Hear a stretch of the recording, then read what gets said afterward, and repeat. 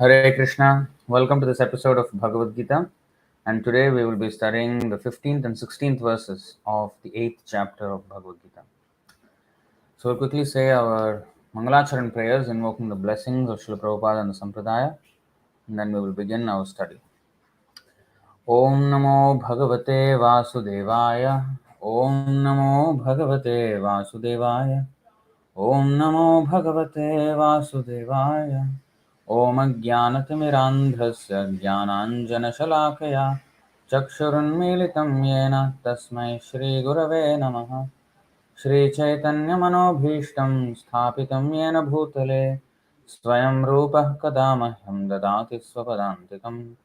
वन्देऽहं श्रीगुरो श्रीयुतपदकमलं श्रीगुरुन् वैष्णवांश्च श्रीरूपं साग्रजातं सहगण रघुनाथान्वितं तं सजीवं साद्वैतं सावधूतं परिजनसहितं कृष्णचैतन्यदेवं Shri Radha कृष्णपादान् सहगण Lalita श्रीविशाखान्वितांश्च।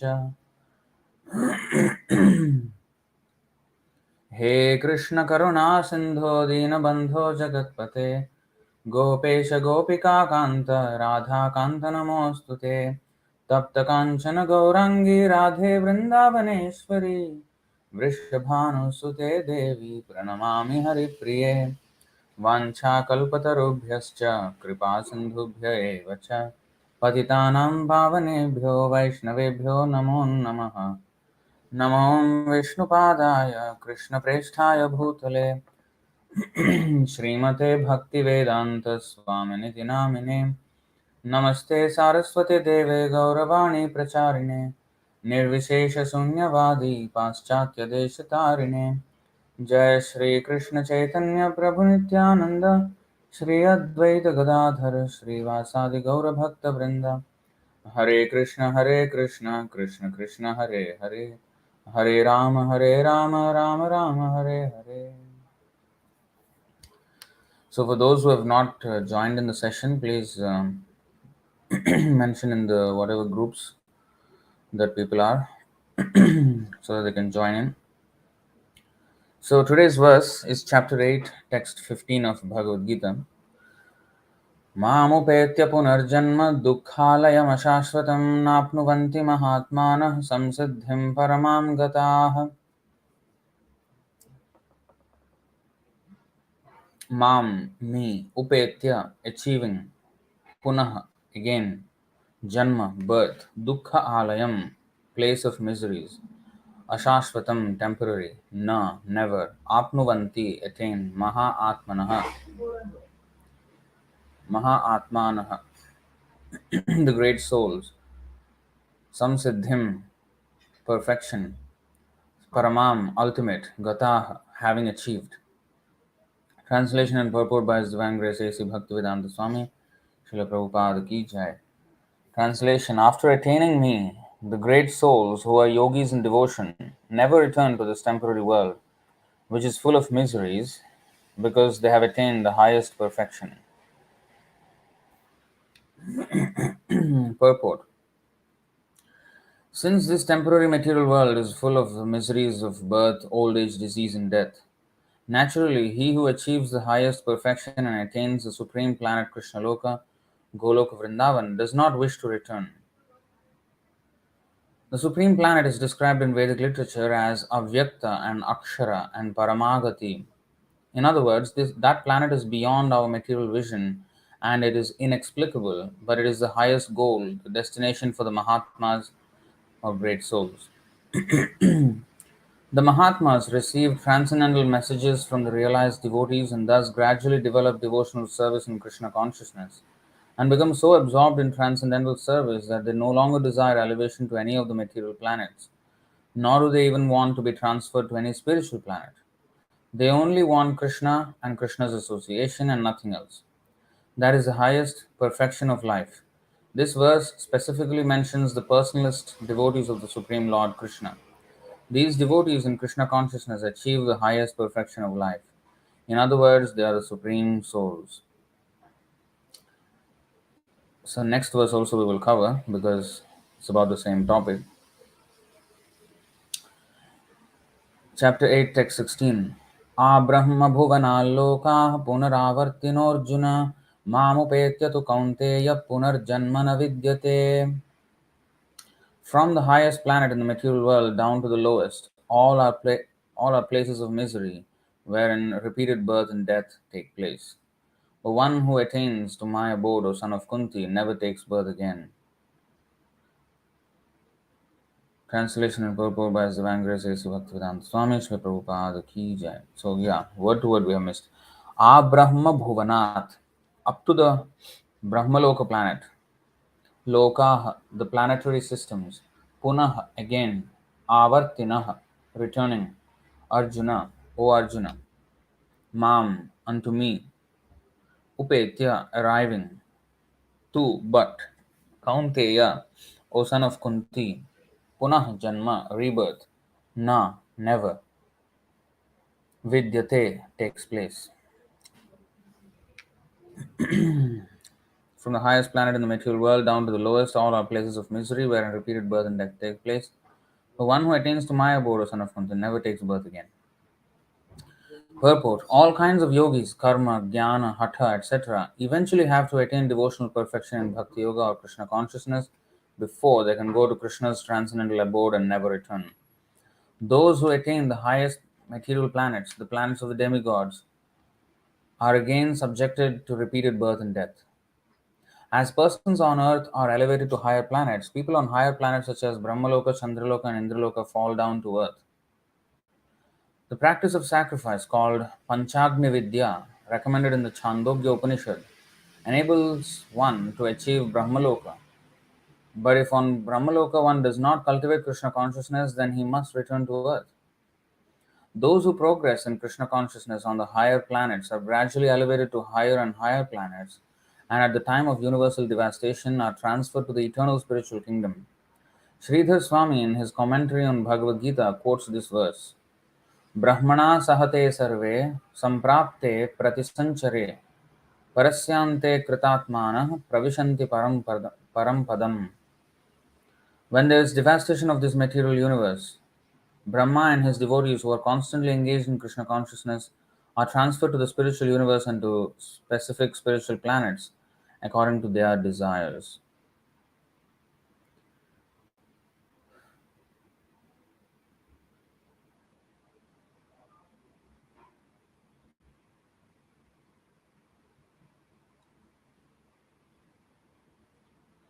Okay, so this is very important, very often quoted by Srila Prabhupada.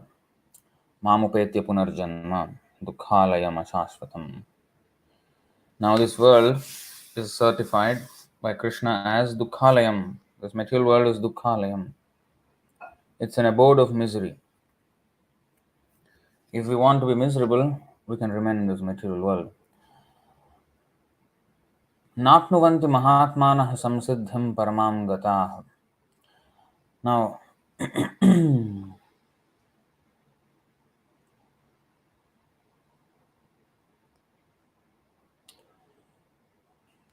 you see the sentence structure. So sometimes this is characteristic of some verses, where the way in which it is constructed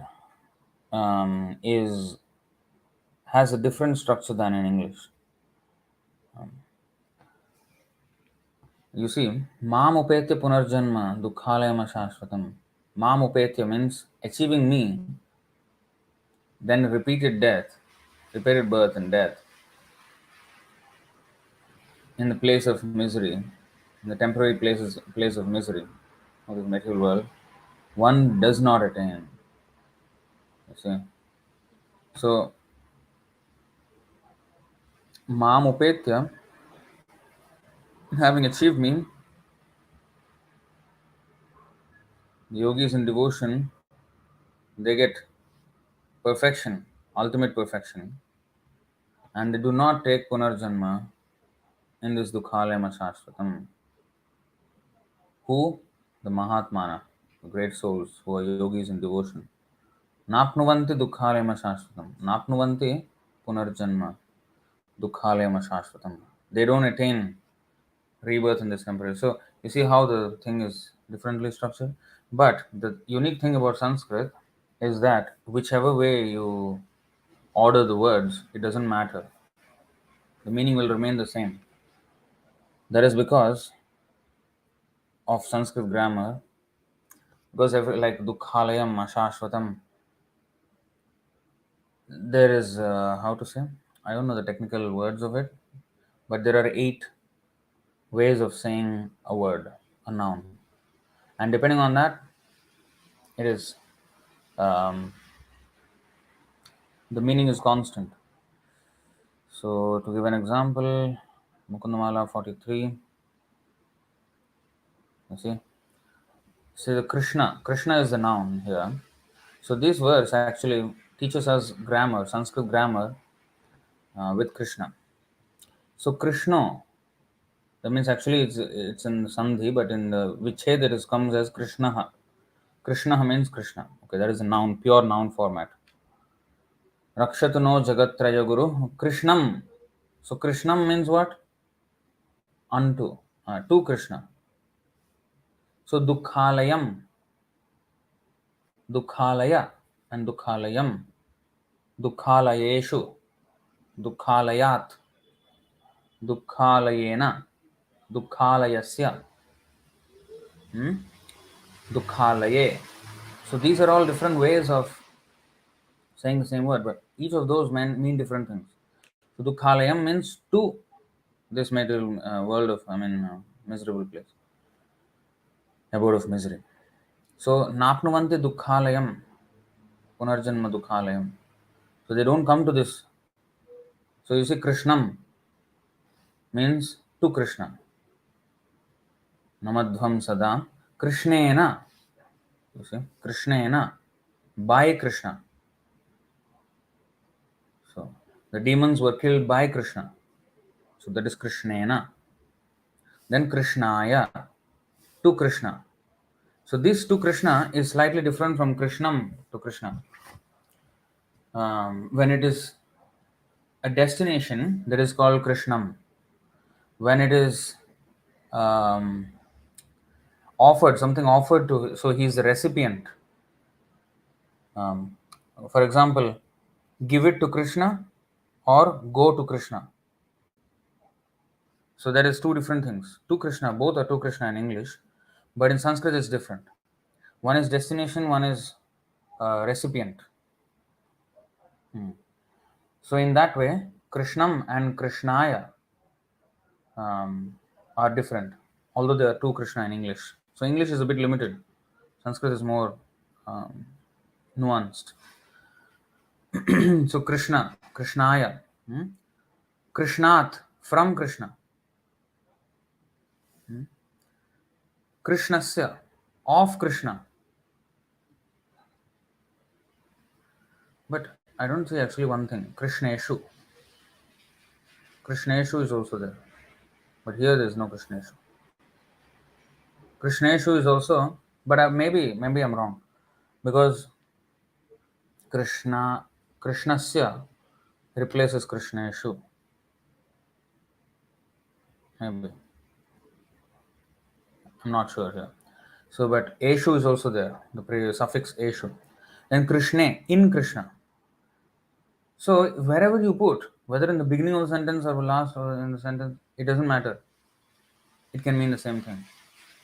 So, in that way, so sometimes it's just a thing to note, so that we are a little more observant when looking at the verses and how they are constructed and how the translation is. You can see something to, when you observe these things, then you will better be able to study verses, understand them, and understand their composition. So it helps. All right. So upetya punar janma duḥkhālayam aśāśvatam nāpnuvanti mahātmānaḥ saṁsiddhiṁ paramāṁ gatāḥ. Now saṁsiddhiṁ means perfection. This is a word that is given a bad rep today, bad reputation, bad name. Perfectionist. Perfectionism means to do everything perfectly. Yeah, we understand. That is We cannot really do perfectly. We just have to do it and then eventually we'll become perfect. Just like chanting, we cannot chant perfectly.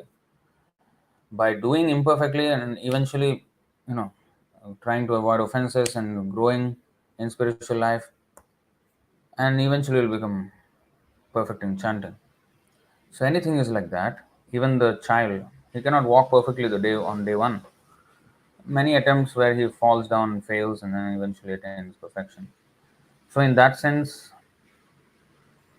coveting perfection or wanting perfection on day one, that's definitely stupid. But people actually say that nobody is perfect, nobody can be perfect, we're all imperfect. This nobody can be perfect, that is a false statement. Here Krishna is saying saṁsiddhiṁ, and siddhim means perfection. Saṁsiddhiṁ means samyak siddhim. Samyak means complete. Uh, so complete perfection is possible. So what is that complete perfection? What is the definition of perfection? So mahātmānaḥ, the great souls, Mahatmas, we know who is a Mahatma, you know, right? We have the famous two verses. Bahunam janmanamante jnanavan mam prapadyate Vasudeva sarvamiti sa Mahatma sudurlabha.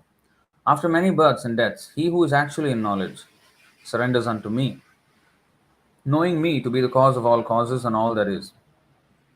Such a great soul is very rare. So this is the definition of great soul, who surrenders to Krishna. And after surrendering, what does he do after surrendering? Mahatmanastu mam partha daivim prakritimashritah bhajantyανanya manaso jnatva bhutadimavyayam. O son of Pritha, those who are not deluded, the great souls, are under the protection of the divine nature, Yogamaya.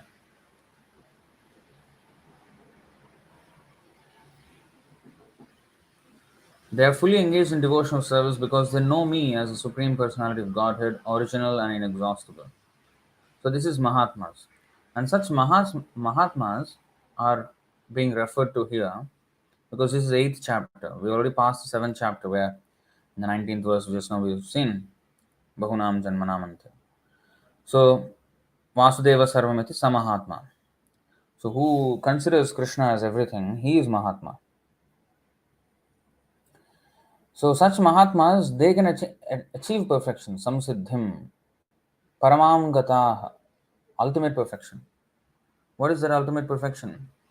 Māṁ upetya, to approach Krishna. And Krishna is using a personal word here, me.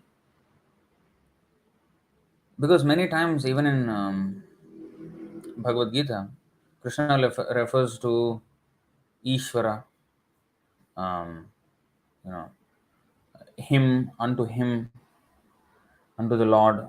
He uses that word. For example, Ishvarah sarvabhutanam hriddeshe arjuna tishtati bhramayan sarvabhutani yantrarudhani mayaya. Ishvarah sarvabhutanam.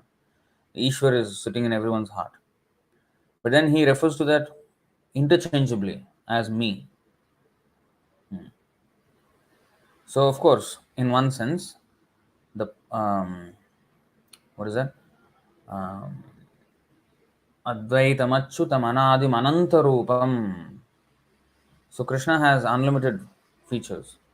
So when Krishna refers to Balaram as, oh, you Balaram, but that Balaram is an expansion of Krishna only.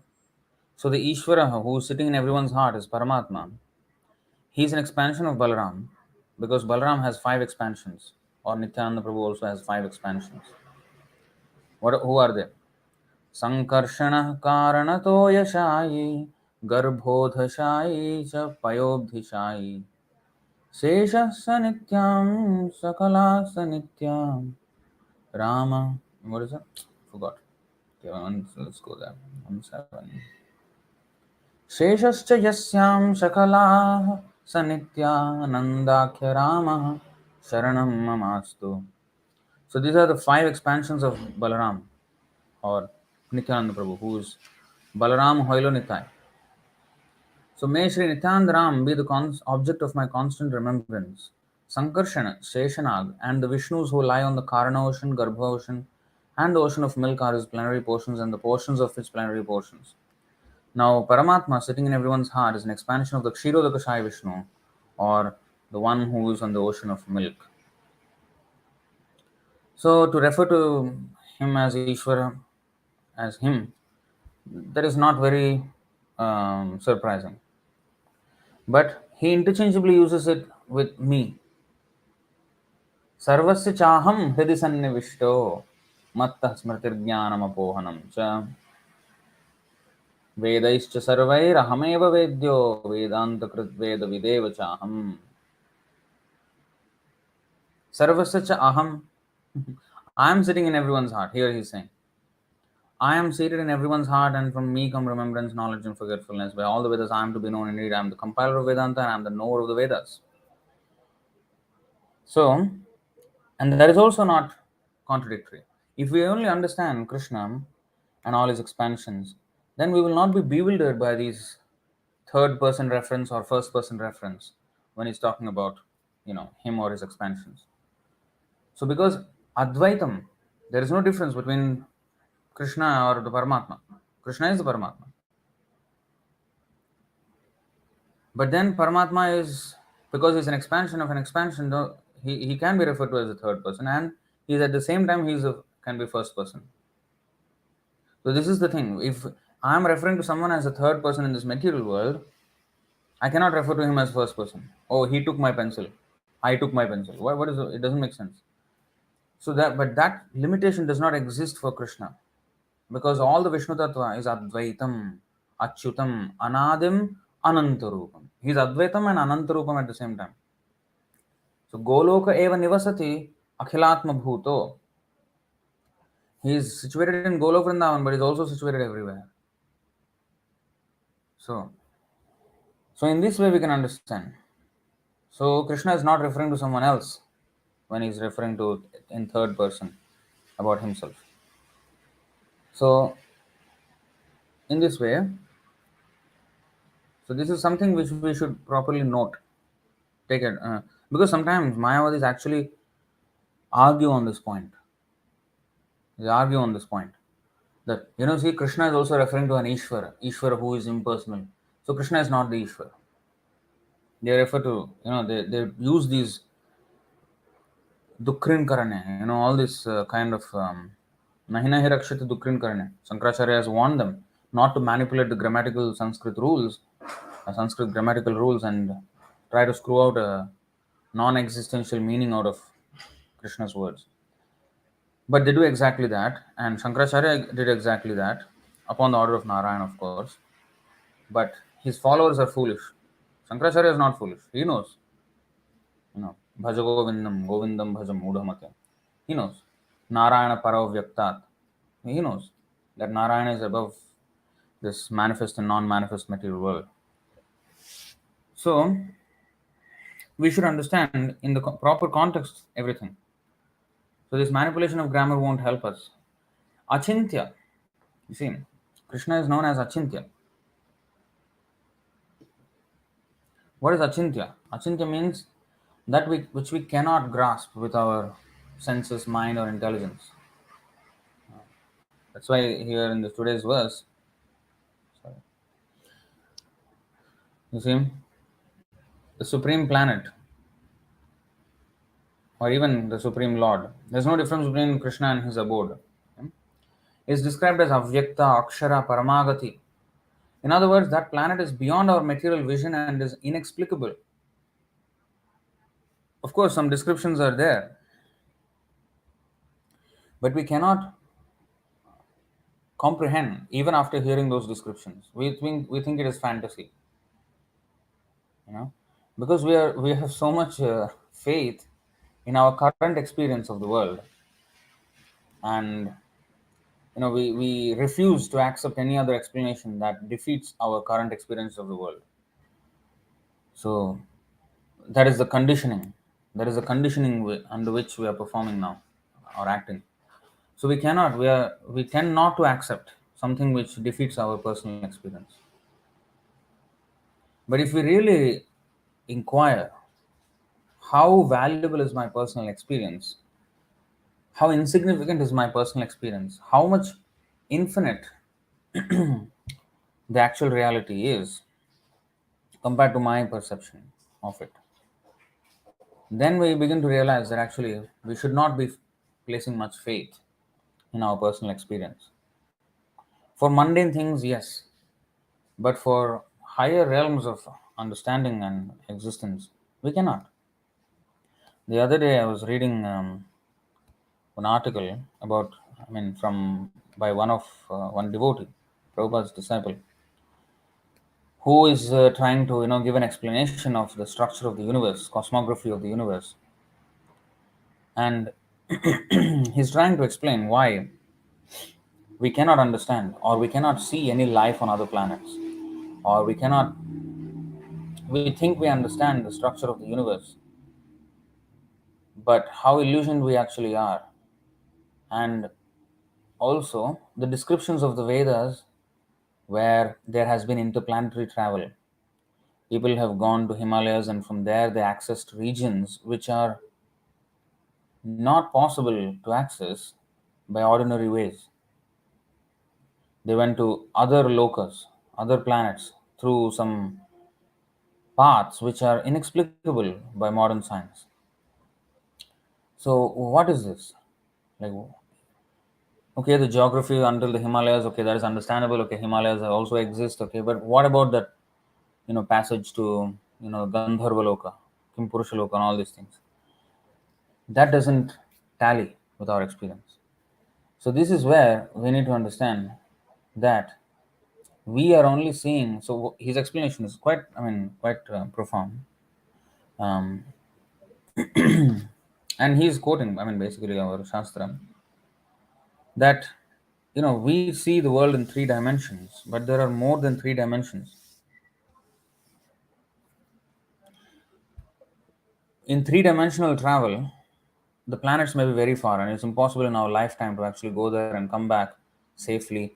Or even if we go there, we may not even see anything. But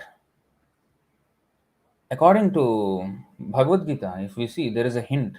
Urdhvam gachanti sattvasthaah, madhye tishtanti rajasah, jaganya gunavrittistha, adho gachanti tamasah. So the way to travel to other planets is by being situated in a certain level of purity. According to our level of purity, we become what is that? Purity and our external structure, combination of the subtle and the gross bodies, regions of the universe become accessible accordingly. For example, um, we have a little more intelligence. What does this more intelligence actually means? Compared to the animals. More intelligence means we have access to more things. We are able to access more things. And that is because the influence of the modes are a little bit uncovered compared to the animals. Animals are completely in the mode of ignorance. Of course, they can sense some things which humans can't, like ultrasound, like dog whistle. They have ultrasound whistles, which a dog can hear, but we can't. But apart from those more gross differences, the most subtle difference is the intelligence is a little more developed for one who is a little bit, at least more out of sattva, tamogun than the animals. Animals are completely covered in tamogun, so their intelligence is very limited. They cannot do more than that.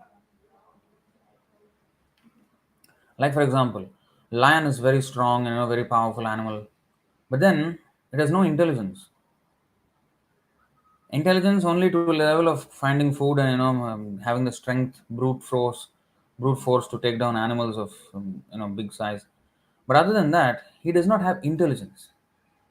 Why? Because if he was intelligent, he will find out a way where he doesn't have to every time go and hunt. Nahi suptasya simhasya pravishanti mukhe mrigaah. That means it is said that Just because he is the king of the forest doesn't mean that animals will come and enter into his mouth. No, he has to go and hunt. Yeah. So, not that he is king and he is sitting and everybody is serving. But you see, a human king, people will serve him. He doesn't have to go and hunt. Food will come to his platter. Yeah. So that is more intelligence. With intelligence, we may become more comfortable. We can become more comfortable. We can find out ways. That's why it is said. Sometimes what is that animal called? Honey badger. Honey badger. I don't know if you know this animal, honey badger. It is one of the most resilient animals of the wild. It's actually very small. It's the size of a small puppy. But even lions don't dare to attack that animal. Not don't dare, they can't attack that animal. It's not very fast. It's not like extremely strong. But it has a skin which is so tough. It's like even the lions can't penetrate. The animal won't bleed. Very hard for the animal to bleed. He will fight with snakes. He's not afraid. Sometimes he may be, you know, bitten by the snake, but he will not die. So anyway, that animal, it looks black and white in color. These animals can use some tools. Monkeys also do that to an extent. They use tools. For example, if this animal cannot jump onto a high wall and escape, he will collect some stones and then he will make some pile of stones and he will climb on the stone and then climb on the wall. So he can do this, and they say, okay, this is a sign of intelligence. If that is a sign of intelligence, then humans have created so much tools. Just imagine how many tools humans have created. And we try to even go to explore other planets, and we go to water, inside the water to an extent, in submarines or some kind of scuba diving or whatever. Can the fish come out and explore the land like that? No, they don't. Can the lion explore the ocean like that? No, they don't. So our access to different regions which are inaccessible to other animals is because of our little bit removal from our modes and of course, our external bodily condition. But if one is, that's why it is yogic perfections are perfections in which one can access regions which are completely not possible for even an ordinary human being. So such travel, it does not depend on 3D, three-dimensional travel, just like distance, speed, that travel. No, that is different. This travel by modes, three modes of material nature, understanding the three modes, sattvagun, rajagun, tamagun, that is a much higher, subtle way of gaining access to things which we can't see otherwise. So when the Shastras describe such regions, like in today's verse, that is what being explained. Paramāṁ gatim, and maam upetya kaunteya, punar janma vidyate, and other verse also 821. We have 821, which is 820 actually. परस्तस्मात् तु भावोऽन्यो व्यक्तो व्यक्तात् सनातनः यः स सर्वेषु भूतेषु नश्यत्सु न विनश्यति.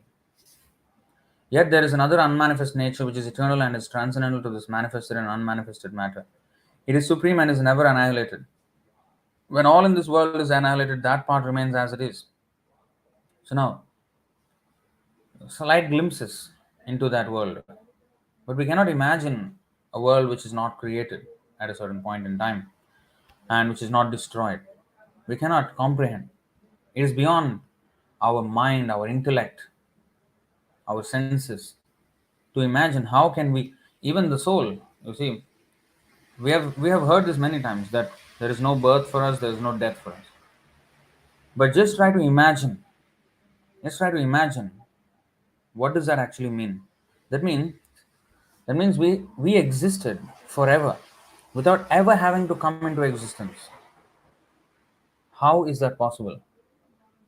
Like there was no date when we were created. We were always there. How can we be always there when we did not start at a certain point in time? What does it mean? What is the start then? You just imagine how impossible it is for us to even comprehend that something can exist without a beginning. Because we are so conditioned to think of everything to have a beginning. Whether it's a human being or an animal or a plant or an idea or a company or anything that exists today had a beginning in the past.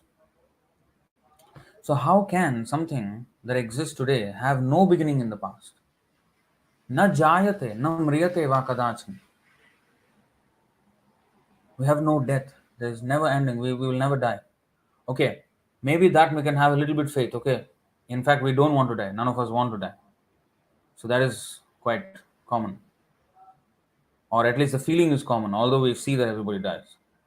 But that death is not a death, is death of the, I mean, it's separation of the soul from the body.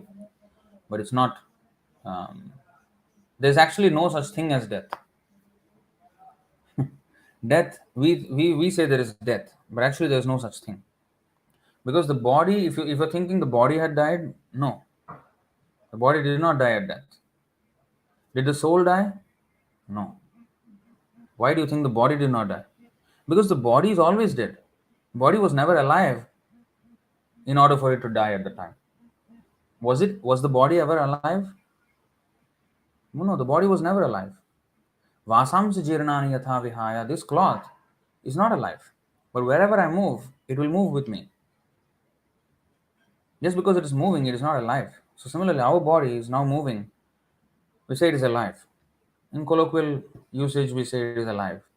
But actually, if you really consider, the body is never alive. The soul is always alive. The soul never dies at the death. The body also does not die at death.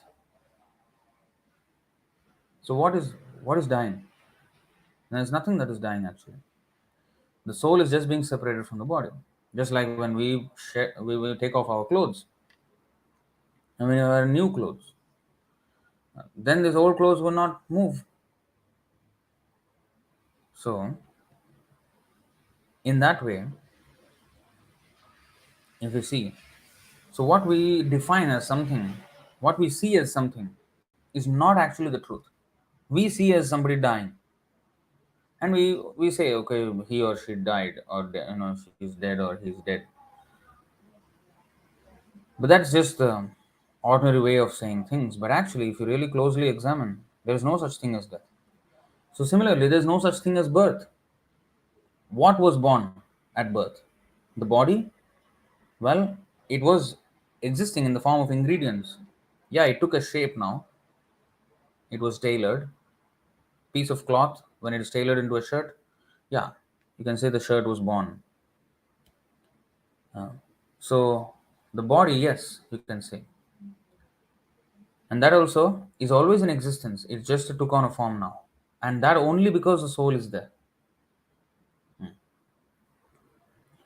The soul did not take birth at that time. The body did not take birth at that time. Because it is taking birth means to have life. The body did not acquire life at the time of conception or birth. So it is never born in that way. It just took on a form. It developed into something. The ingredients, the matter, the material ingredients developed into something because of the presence of the soul there. But the body is not born at that time. It is never alive and it never dies. The soul also never takes birth and never dies. So our perception of what is going on compared to what is actually going on is so different, even in the things that we observe. So what to speak of those things we are unable to observe. Even this we are unable to observe. We celebrate birthday. We mourn the death of somebody. We celebrate the birth of somebody. But we actually don't know what we're doing. We don't know what we're doing.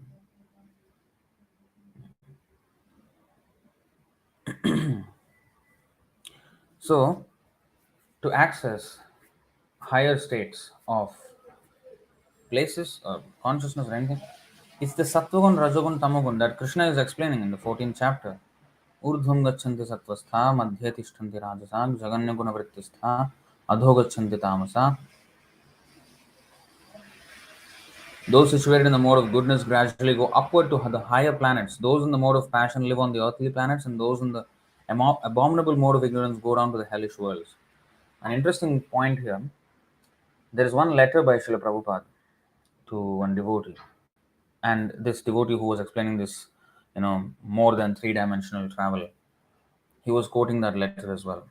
And Prabhupada says there that, you see, although we try to understand that the upper planetary systems, lower planetary systems, and middle planetary systems are, in that hierarchy of height, but not necessarily. The upper planetary system can be nearby here, and the lower planetary system can be far away.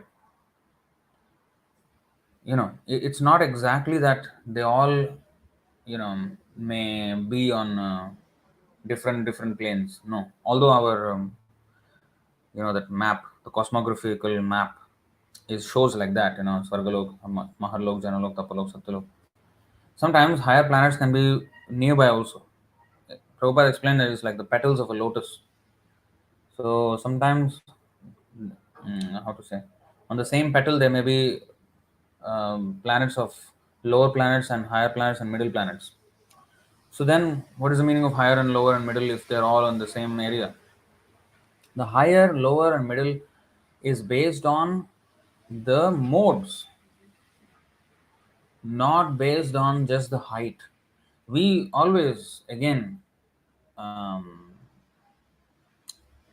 calculate everything based on three dimensions of this height, length, and breadth. These are three dimensions. But the modes introduce a much greater level of complexity, which we cannot comprehend with our gross senses. In our gross senses, we can only see three dimensions. So, anyway, my point is that we should not have too much faith in what we observe with our senses. So, when we say saṁsiddhiṁ, when Krishna says saṁsiddhiṁ, perfection, we should not just, perfection is not possible. We should not defy or deny the fact that it is possible.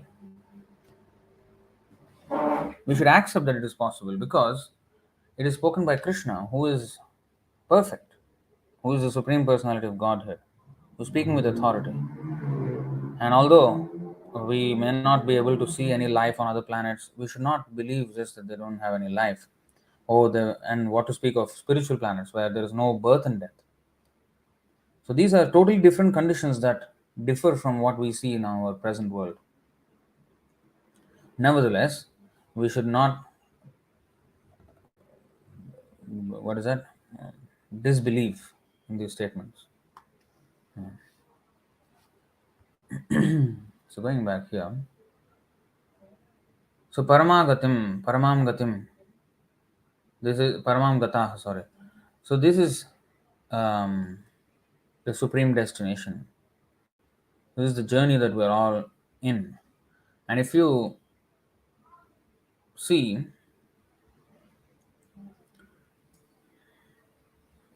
all the jnanis, the yogis, we have seen in the 8:11 to 8:13, jnanis and yogis, and 8:14 is the bhaktas.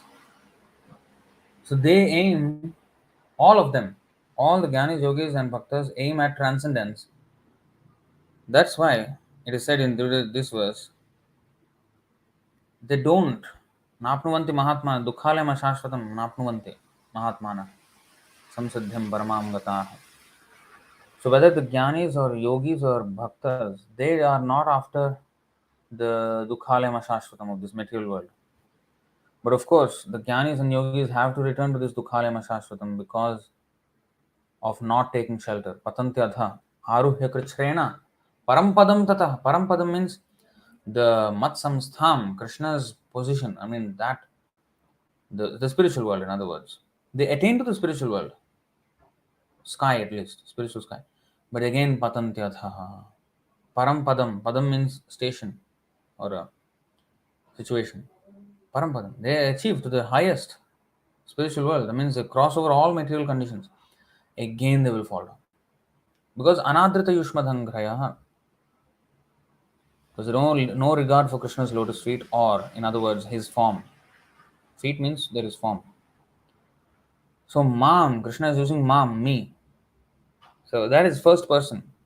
Undeniably a person. Not that it. He's not using it as a reference to some impersonal thing. No. It's referring to himself. Mam upetya, punar janma. So this is the goal of human life. Human life is meant for transcending this imperfect abode of misery, temporary, and achieve perfection in the perfect world. ā-brahma-bhuvanāl lokāḥ punar rjuna. Now this is a very good in two lines. What is the implication of these two lines? It is said that from the highest material planet Brahmaloka down to the lowest Patal, all are places of misery. Now what does that imply? Implies a lot. What is that? So people like to travel. People like to travel.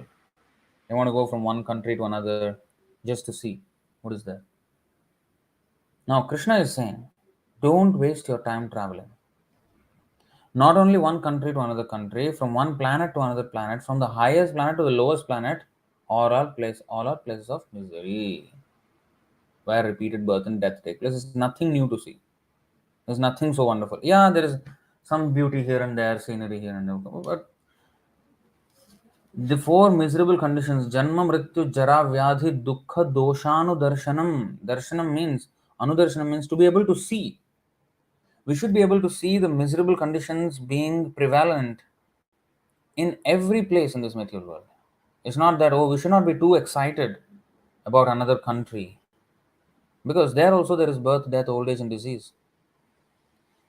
Oh, another planet. Let's go. This planet is too boring. Let's go to another planet. There also is the same thing. Krishna is saying, ā-brahma-bhuvanāl loka punaravartino rjuna. Maṁ upetya tu kaunteya punar janma vidyate. That should be what we should be interested with. We should be interested with something that is different. Something that is different from this miserable condition of the material world. And there we should be interested in. Of course, a pure devotee does not even care about that. Because he just wants Krishna. And Krishna means, of course, Krishna will give his abode, everything, non-different. But the thing is, he doesn't demand. He doesn't demand that, I want to go back to your world. Nothing. Krishna, I just want you. Avismritistva charanāravinde. Bhave bhave mestu bhavat prasadat. Mukundamala stotra. I just want one thing. That, Mukundam urdhna pranipatya yache bhavantam ekantam iyantam artham. So artha, purushartha. There are chatur purushartha, dharma, artha, kama, moksha. I'm not asking all these things. Bhavantam ekantam iyantam artham. Bhavantam means you. I'm only asking one thing from you, Krishna. Avismritistva charanāravinde bhave bhave mestu bhavat prasadat. So avismritis. So that means I don't want to forget you, Krishna, in every life I may take. Just nothing else I want. I just want to be with you. I just want to remember you all the time. That's all I want. So this is the, what is that? Desire of a devotee. He does not want anything else. And that should be our guiding principle. We should not be too excited to go to this country or that country or this place or that place. Nowadays, tourism is such attractive business for every country. People are making millions and billions of dollars out of tourism. Singapore, which hardly has any history, is raking in millions of dollars out of tourism.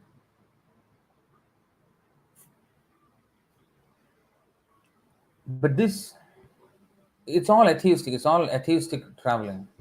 I mentioned this before. People nowadays in holidays they want to go to some tourist location, some exotic location, Maldives, Mauritius or some New Zealand, some you know some Scandinavian country or something like that, Norway, Sweden. But actually, everywhere is the same in different shapes and forms or in different climatic conditions or whatever. The same miseries are there. So we should see the essential pattern that exists everywhere and not be too much excited about the packaging. The same miseries are packaged in ice, like in cold countries, you will see snow, you will see ice, you will see mountains, you will see, oh, this is so beautiful. But underlying what is packaged in all that beauty? The same dukkha doshanu darshanam. But if you get enamored by the package and not see anudarshanam, dukkha doshanu darshanam, if you don't see the underlying misery, then you are blind, wasting our time. Then we have huge desires to go to this place and settle in that place and all these things. It's only because we don't see the reality. Pashyan api na pashyati. He doesn't see.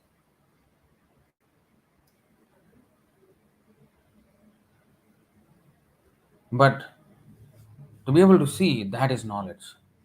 So sitting in one place. So what the scriptures do for us is they save our life. Just these two lines.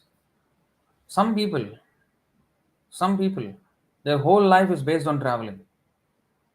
They say, "Oh, this is my life of freedom. I can travel whichever country I want. I can be anywhere.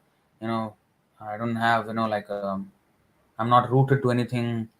I'm not grounded to anything. I have full freedom." This is what they think. So these two lines, so their whole life, and they make even travel vlogs, about their travels and everything. But I mean, these two lines, a man of knowledge transcends all that time waste and saves his valuable human life instead of roaming around like a cockroach.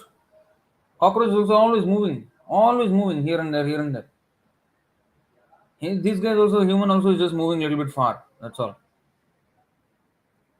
And now some cockroaches like Elon Musk, they're trying to go to Mars. Some going to moon, NASA. Yeah? Here we have a testimonial from a Scandinavian country. Sami from Finland. He is from Finland. He is saying Scandinavia is horribly cold and dark 280 days of the year. But some people fantasize because they see some vlogs here and there, and oh wow, snow and oh the northern lights. Wow, yeah, it's certainly beautiful. I'm not saying no. They're certainly beautiful because it's Krishna's creation. It has to be beautiful. But we are getting distracted by everything else but Krishna. We don't see Krishna in that. You see, I'll show you something. Srimad Bhagavatam. I just randomly came across this verse. I hope I'll show the correct verse. Because I saw a few verses. I don't know if this is the one. You see, 9:8:22, Srimad Bhagavatam. Ye deha bhajastriguna pradhana gunan vipashyantyutavatamascha yanmayaya mohita chetasastvam viduh svasamstham nabahih prakashah. My Lord, you are fully situated in everyone's heart, but the living entities covered by the material body cannot see you. You are fully situated, but the living entities covered by material body cannot see you. For they are influenced by the external energy conducted by the three modes of material nature. Their intelligence being covered by sattvagun, rajogun, and tamogun, they can see only the actions and reactions of these three modes of material nature. You see what they can see? Only the three modes of material nature. Actions and reactions. Because of the actions and reactions of the mode of ignorance, Whether the living entities are awake or sleeping, they can see only the workings of the material world. They cannot see your Lordship. Look at that. So we are getting enamored by all this beauty. Yes, it's a beautiful prison. Duḥkhālayam aśāśvatam. Krishna says this is a prison. A prison is duḥkhālayam. It's an abode of misery. Yeah, you can expect misery only there in the prison. You cannot expect real happiness in prison. But then a prison or a dungeon, it looks very horrible, with walls, and it doesn't look very beautiful. But Krishna, because Krishna designed this prison, it is actually beautiful. So we are attracted by the beauty of the prison, and we remain in this prison. So we should be able to see the underlying misery that pervades everything in this material world. It pervades the what is that? The miserable. I mean, the mode of ignorance, the mode of passion, the mode of goodness. It pervades everything. These miserable conditions, the all-pervading nature of miserable conditions. We should be able to see. This is called janma, mrityu, jara, vyadhi, dukkha, doshanu darshanam, and that is a sign of knowledge. When we have that knowledge, then the same amount of human life, because we may live, say, on average 60 to 80 years, lucky 100 years, or maybe I don't know, maybe it's unlucky because we may suffer in the end of the life. Whatever it is, say about 80 years old, and another materialist may also live for 80 years old. Now, one person who has knowledge, he can make greater use of those 80 years compared to a materialist who travels around and wastes his time. Whereas, so a traveler may travel for like years and decades on end. Yeah? Just say he has traveled for 20, 30 years. But a person just reading these two lines, I mean, ā-brahma-bhuvanāl lokāḥ punar āvartino, or, janma, mrityu, jara, vyadhi, dukkha, doshanu darshanam. Just by knowing this knowledge, he's saving 30 years just by these two lines of travel. And it's not 30 years only wasted when you travel. It's the preparation for it.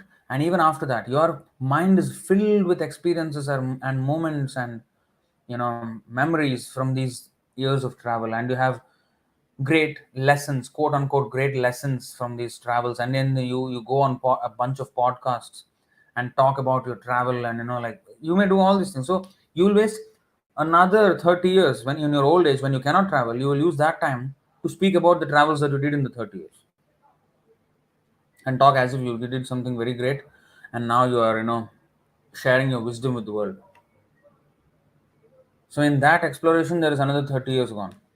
So in this way, the entire life is gone. So how are we going to save our time? By taking shelter of the Shastra. Yeah. Himanshu is saying traveler is advanced cockroach. He is. He is. Because we're just actually moving like cockroaches. I mean, if we actually zoom out on the earth, and then everybody is just like moving like cockroaches. Cockroach sometimes flies. So we're also flying sometimes in the planes. Cockroaches here and there. So many planes. What are we doing? Finding food and finding sex and finding shelter and finding different.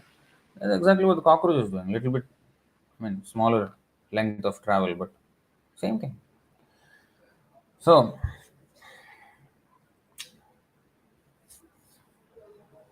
therefore, with Shastra, we can save time. And the same 80 years of life can be much more productive with Shastra compared to without Shastra. If we explore this world without Shastra, we are exploring like a blind man. And if we explore with Shastra, we are completely able to see. Tesham adityavajnanam prakashayati tat param. Everything is visible to the person when the sun rises up. But if you're going to search with your torchlight in the dark, you can get a bit of an idea of your surroundings, but not really the entire picture of it. And you certainly do not know how to go out of it. So, so this is the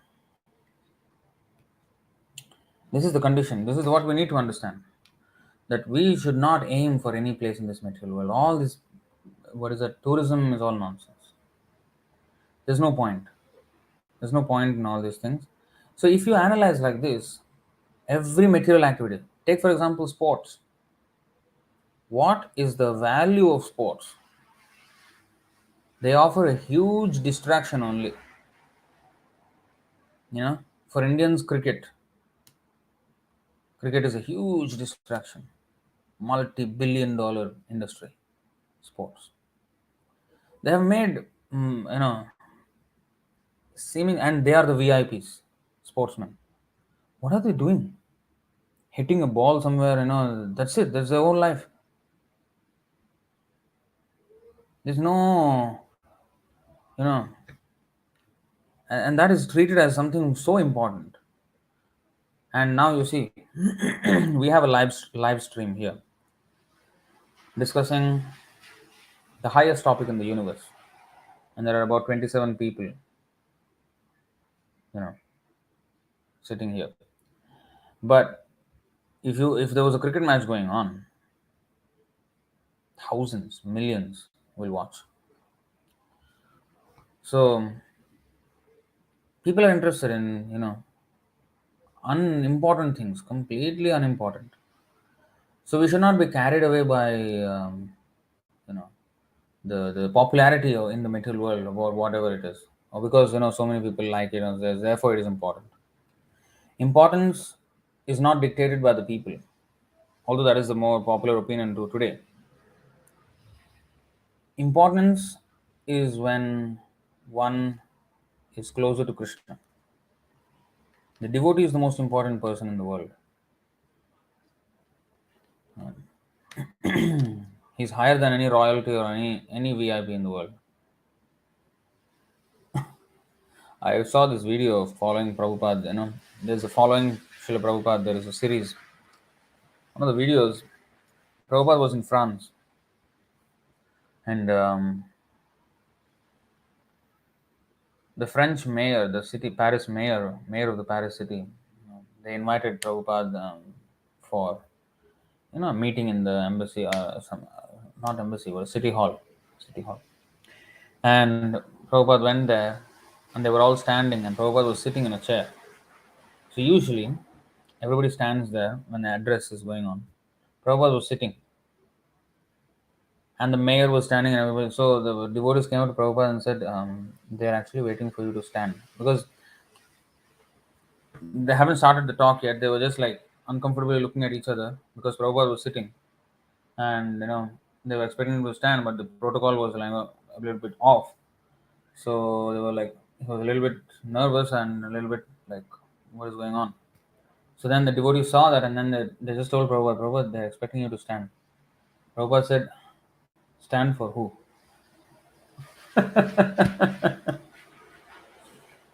I should stand for who? So then he just sat. And then the mayor asked, was talking, and then Prabhupada was hearing everything, sitting down on the chair, and then answering everything on the chair after everything finished. Yeah. And what he said, what Prabhupada said? Not some, oh, how are you? Okay, good, very good. No. Government is a thief. You're a thief if you don't realize that Krishna is actually the owner of Paris, and Krishna is the owner of all the world. Sarvaloka Maheshwaram. He was preaching like this.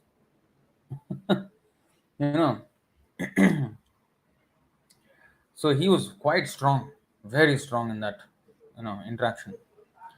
But he was cordial, but at the same time telling them, see, you have to obey the orders of God. Otherwise, just ruling for sense gratification and just for you know facilitating the sense gratification of people in general, that is not ruling. So in that way, Prabhupada was preaching very strongly.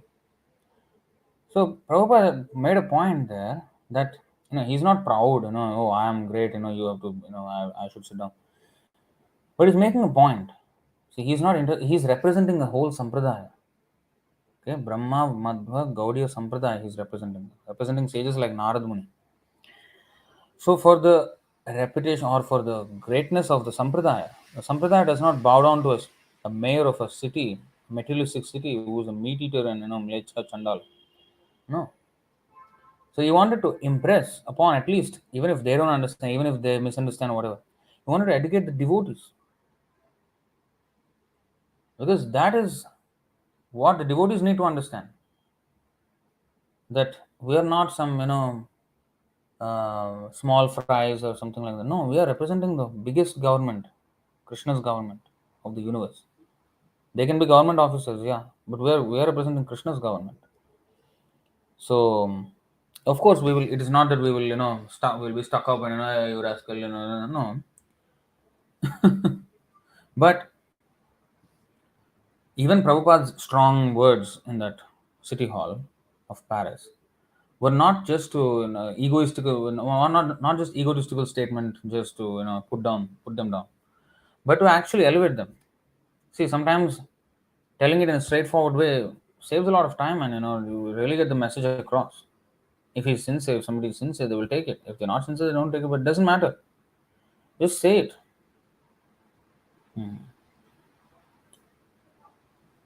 Of course, we should be tactful in saying, and of course, Prabhupada, with his age, he can do more things.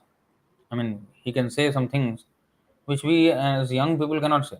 And of course, he's a pure devotee. That's another thing. But people see him as an old man. And an old man, when they are a little bit more harsh, it doesn't matter that much.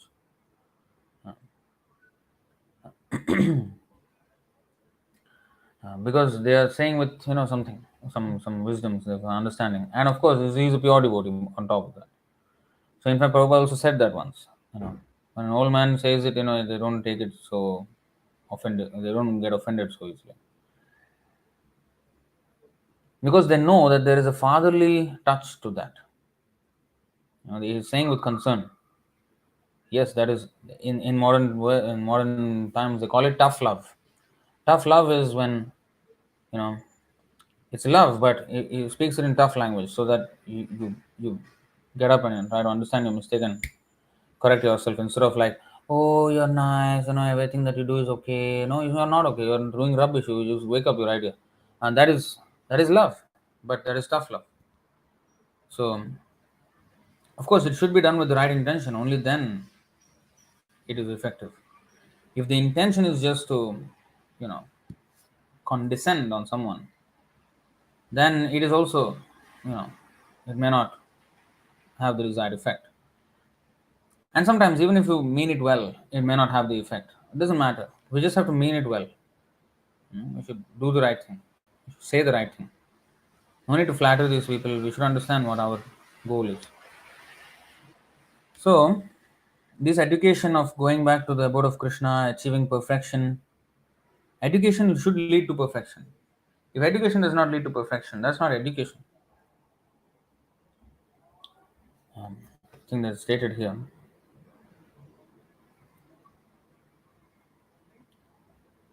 Prahlad Maharaj says, that famous verse, Shravanam Kirtanam Vishnu Smaranam Padasevanam Archanam Vandanam Dasam Sakhyam Atmanivedanam Iti Pumsarpita Vishnu Bhaktischen Navalakshana Kriyeta Bhagavat Yadha Tanmanya Dhitamuttamam Adhitamuttamam. Prahlad Maharaj said, hearing and chanting about the transcendental holy name, form, qualities, paraphernalia, and pastimes of Lord Vishnu, remembering them, serving the lotus feet of the Lord, offering the Lord respectful worship with 16 types of paraphernalia, offering prayers to the Lord, becoming his servant, considering the Lord one's best friend, and surrendering everything unto him. In other words, serving him with body, mind, and words. These 9 processes are accepted as pure devotional service. One who has dedicated his life to the service of Krishna through these 9 methods should be understood to be the most learned person, for he has acquired complete knowledge. So, if one has acquired complete knowledge, which is the goal of education, he should be serving Krishna. So, every government in the world should take up this as the highest ideal. But they're not. So, that's why the Brahmanas are supposed to be the advisors for the Kshatriyas or the ruling class. So, Prabhupada advising the ruling class of Paris, of France, that was the right thing to do for him. So sometimes people criticize Prabhupada's actions even. They dare to criticize even his actions. In fact, Prabhupada's guru, Bhaktisiddhanta Saraswati Thakur, always used the chopping technique. At the slightest opportunity, he would smash the whole argument down, you know, with heavy artillery from the scriptures. So people, and his language was quite forceful, Bhaktisiddhanta Saraswati Thakur. And some of his disciples actually thought that, you know what, this is not going to be effective. People are not going to accept it. And whoever thought like that, they fell down. Prabhupada said that. Whoever thought like that, they fell down. Uncompromising preaching is the way to go. And I was very happy that yesterday I saw this comment on our, that group, on our, because we said one in our recent lecture that Sadguru is a nonsense. We said that. Because he says he did not read any Vedas or Upanishads or any Puranas or nothing. But then he dares to comment on them. So I said, if you do not read it, then don't talk about it. Just be quiet. Don't poke your nose into some affairs which you are not aware of. Okay? So that's what I said. So our Sami Prabhu from Finland, he made a short out of it, YouTube short, and he posted it. And some popular Hindu reformist, so-called, on YouTube channel, who has about 1 million subscribers. He saw this thing and then he edited. He had a kind of reaction video to that, another a short video. But he has no substantial points against it. He's just like he's saying things which have no sense. But anyway, so in the comment section there was a lot of opinions posted. So I think I was very happy to see this comment. See, so one of them comments, the way the monk means me in this case, they were referring to me.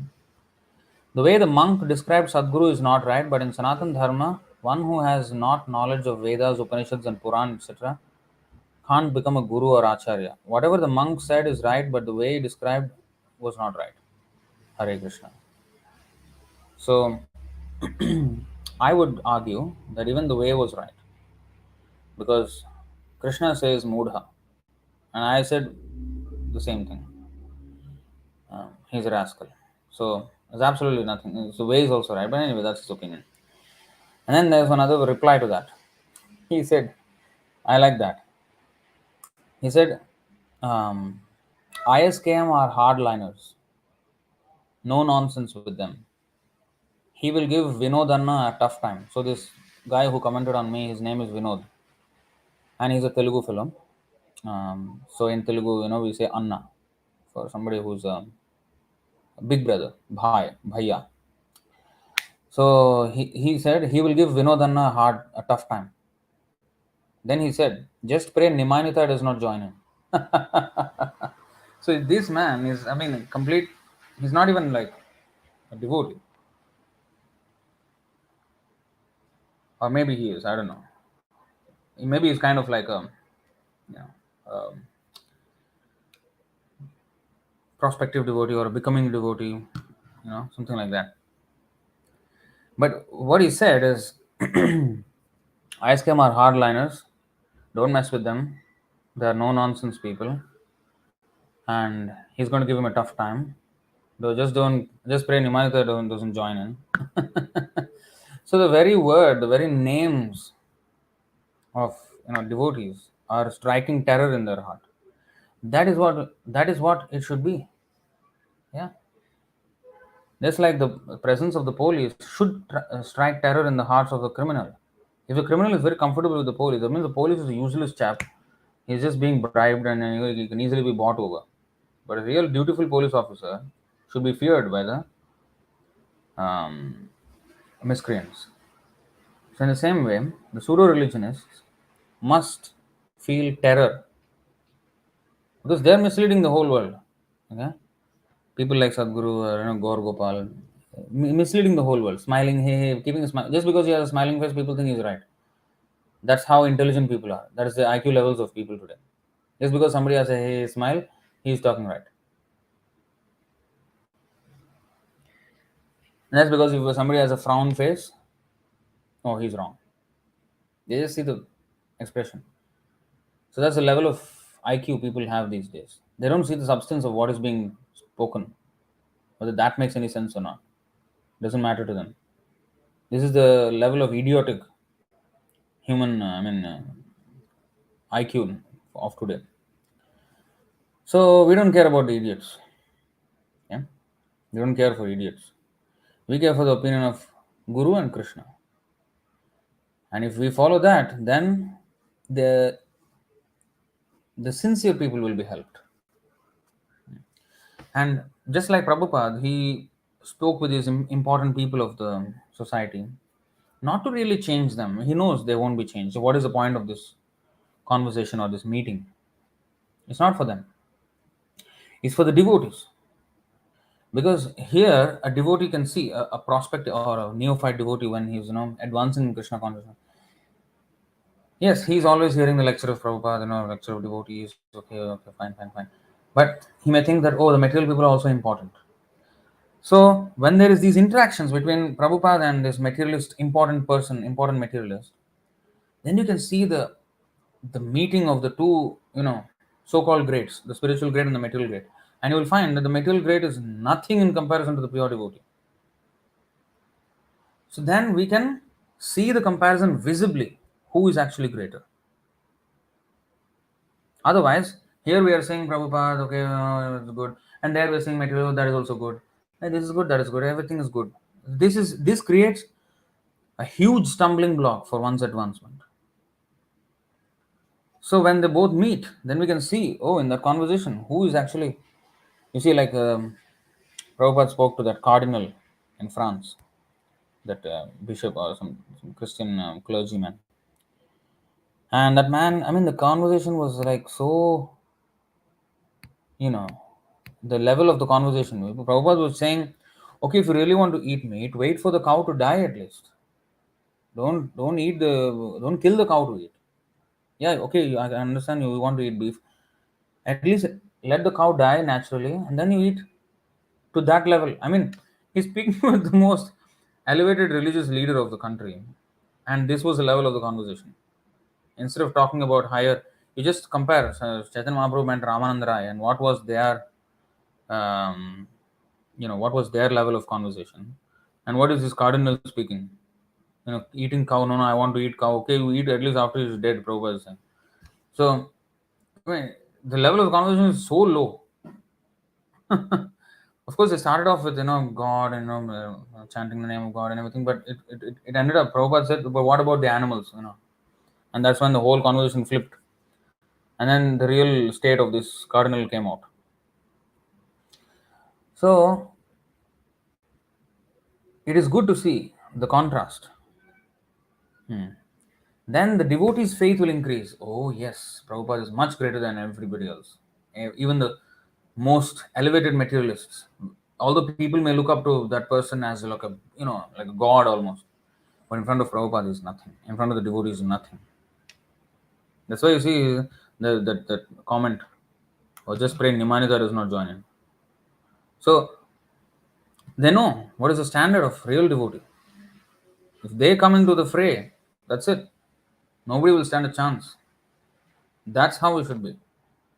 There should be no chance these atheists should be given a voice. Everybody should see through their cheating. That is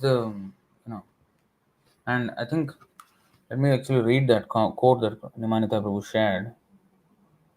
I think,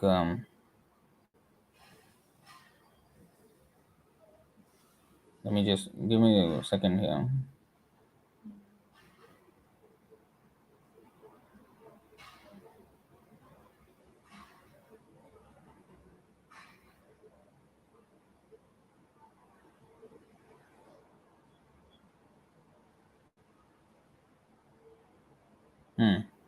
Yeah, no. Where is it? Let me just hold on, no? Ah. So Nimanita Prabhu shared one quote there. I'll just read it out.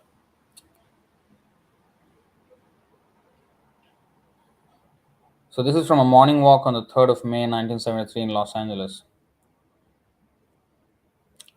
Prabhupada says, now they are talking nonsense. We can detect that here is a jackal. So we have to expose them. They are not leader. They are jackals. So jackals cannot anymore rule over. That should be our propaganda. Not only scientific, all political things, social things, everything, they should all be kicked out.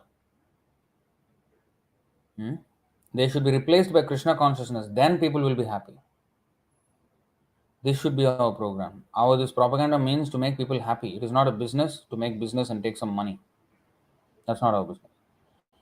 And so many jackals have been arrested and resigned in your, you know that? Many jackals have been obliged to resign their post in the government. So I don't know what he's talking about there. I think in the American government. But anyway, Prabhupada is saying in scientific way, political way, social way, everything, Krishna consciousness should replace those affairs. Then yes, there will be peace.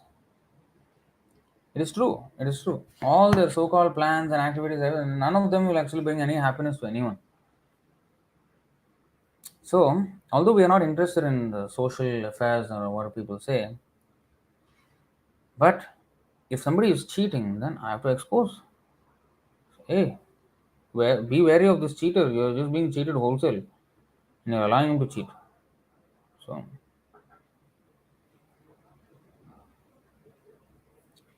So, anyway, saṁsiddhiṁ paramāṁ. So this is the thing that we have to be focused on our real goal, and that's how we can transcend by having complete faith in the scriptures and following the standard procedure. Prabhupada gave us what sadhana Prabhupada gave us. We can go back to Goloka Vrindavan, the highest planet. So let us not be distracted by any amount of glaring, glittering attractions of Maya. And let's be focused on that. Nāpnuvanti Mahatmānaḥ. That's why it is said here. This is the real vision that we should see. Brahma says, this is a famous verse Prabhupada quoted many times. 10:14:58 Srimad Bhagavatam. Samāśritaye padapallavaplavam mahatpadam punyayasho murarehe bhavambudhirvatsa padam param padam padam padam yad vipadam natesham. So, very beautifully composed, but also the meaning. For those who have accepted the boat of the lotus feet of the Lord, who is the shelter of the cosmic manifestation and is famous as Murari, the enemy of the Mura demon. The ocean of the material world is like the water contained in a calf's hoof print. Their goal is Parampadam Vaikuntha, the place where there are no more material miseries, not the place where there is danger at every step. So this is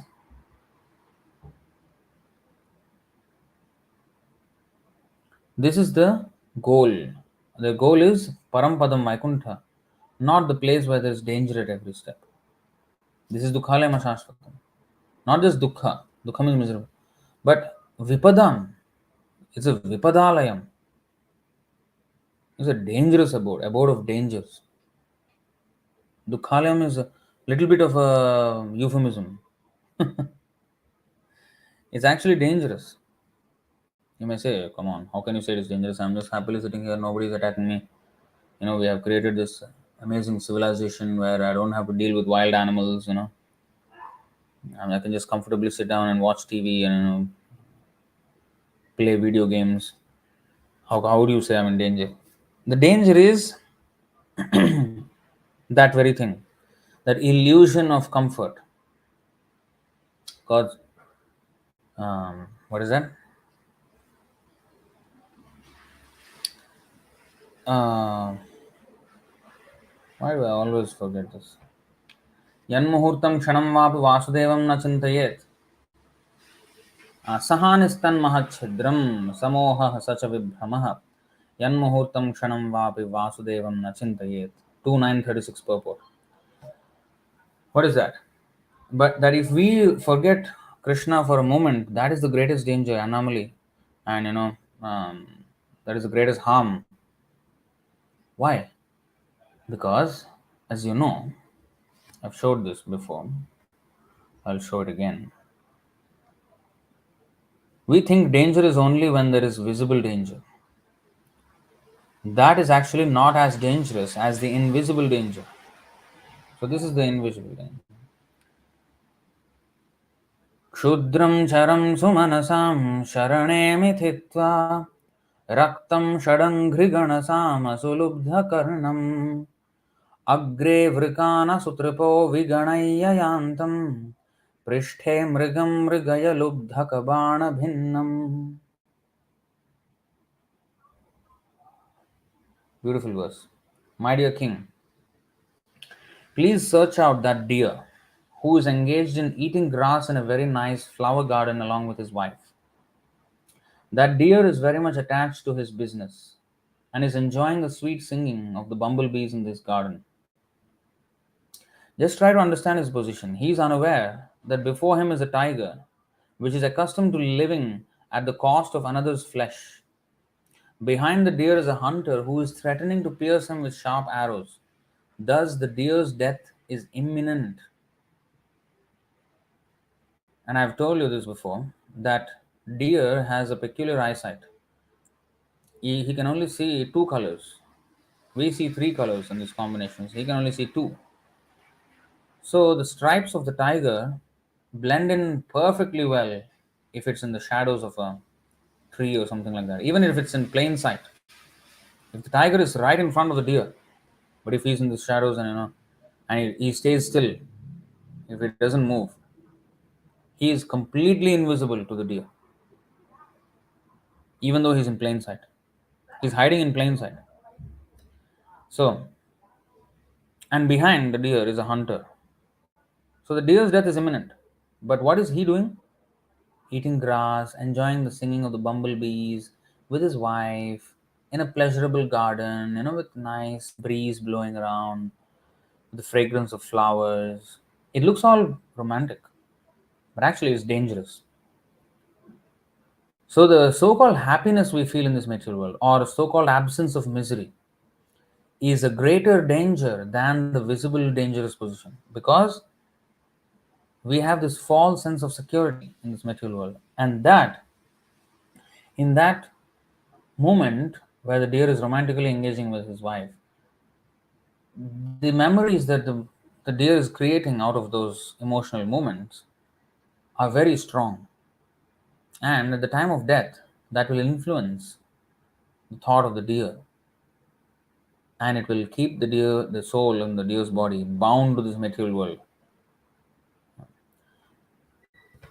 So while we don't have the noose on our neck, the noose is only being put around us, ready for the opportune moment to actually pull the noose, and then we are strangulated to death. So it's always dangerous, whether it's visible or not. So the next verse explains it in a more understandable way to us. Here is just a story, allegorical story mentioned, but you see the next one. सुमनः समधर्मणां स्त्रीणां शरण आश्रमे पुष्पमधुगन्धवत् क्षुद्रतमं काम्य कर्म विपाकजं कामसुखलवं जैह्व्यौपस्थ्यादि विचिन्वन्तं जैह्व्य औपस्थ्यादि means jihva means tongue, upastha means genitals, jaihyaupastathyadi, adi means beginning with tongue and the genitals, all the senses we are after satisfying this thing. Kama sukha lavam, lavam means very little. Jaihyaupastathyadi vichinvantam mithuni bhuya tad abhiniveshita manasam Shadanghrigana Sama Geetavad Ati Manohara Vanitadi Janalapeshvatitaram Ati Pralobhita Karanam. So each of those things that are mentioned in that story just now are being expanded, what they actually mean in this verse. So Shadangri Gana Sama Geetavad Ati Manohara Vanitadi Janalapeshvatitaram Ati Pralobhita Karanam. Wow. See how nicely it's explained. Lobhita means greedy. Pralobhita means very prakrishrupena lobhita. Ati pralobhita means excessively, immeasurably greedy. Karanam. This here is so greedy to hear all kinds of nonsense topics. Ati manohara. Manohara means, hara means one who, hari means one who takes away. Haranam. Apaharanam means kidnapping. Right? Haranam, hari. Hari means one who takes away. Manohara means one who takes away the mind or snatches the mind or attracts the mind away from the real goal of life. Ati manohara. Ati pralobhita karanam.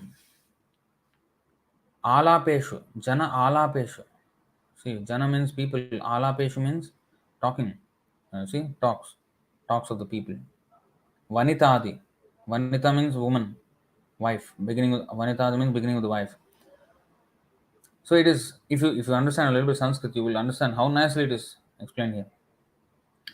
Agre vrika yuthavad atmana ayur harato ho ratran tan kala lava visheshan aviganaya griheshu viharantam. See, ayur means the lifetime. Vrika yuthavat atmana ayur harato. So vrika is a tiger who is in the form of time. Time is in front of us. We have some time left in our friend in the future, right? In this lifetime, that is like the tiger eating away. And behind, death is approaching, waiting for that remainder of the time to pass, and the death will attack the hunter. Visheshan aviganaya griheshu viharantam pristhata eva paroksham anupravritto lubdhakah kritantontaha sharena yam iha paravidhyati tamimam atmanam maho rajan bhinna hridayam drashtum arhasiti. My dear king, woman who is very attractive in the beginning, but in the end very disturbing, is exactly like the flower, which is attractive in the beginning and detestable at the end. With woman, the living entity is entangled with lusty desires and he enjoys sex just as one enjoys the aroma of a flower. He thus enjoys a life of sense gratification from his tongue to his genitals. And in this way, the living entity considers himself very happy in family life. United with his wife, he always remains absorbed in such thoughts. He feels great pleasure in hearing the talks of his wife and children, which are like the sweet humming of bumblebees that collect honey from flower to flower. He forgets that before him is time which is taking away his lifespan with the passing of day and night. He does not see the gradual diminishing of his life, nor does he care about the superintendent of death who is trying to kill him from behind. See the gradual diminishing of his life. We don't see, we think we're totally safe. Gradually our life is being robbed. Nor does he care about the superintendent of death who is trying to kill him from behind. Just try to understand this. You are in a precarious position and are threatened from all sides. So is this not danger? Although it is like the most romantic scene.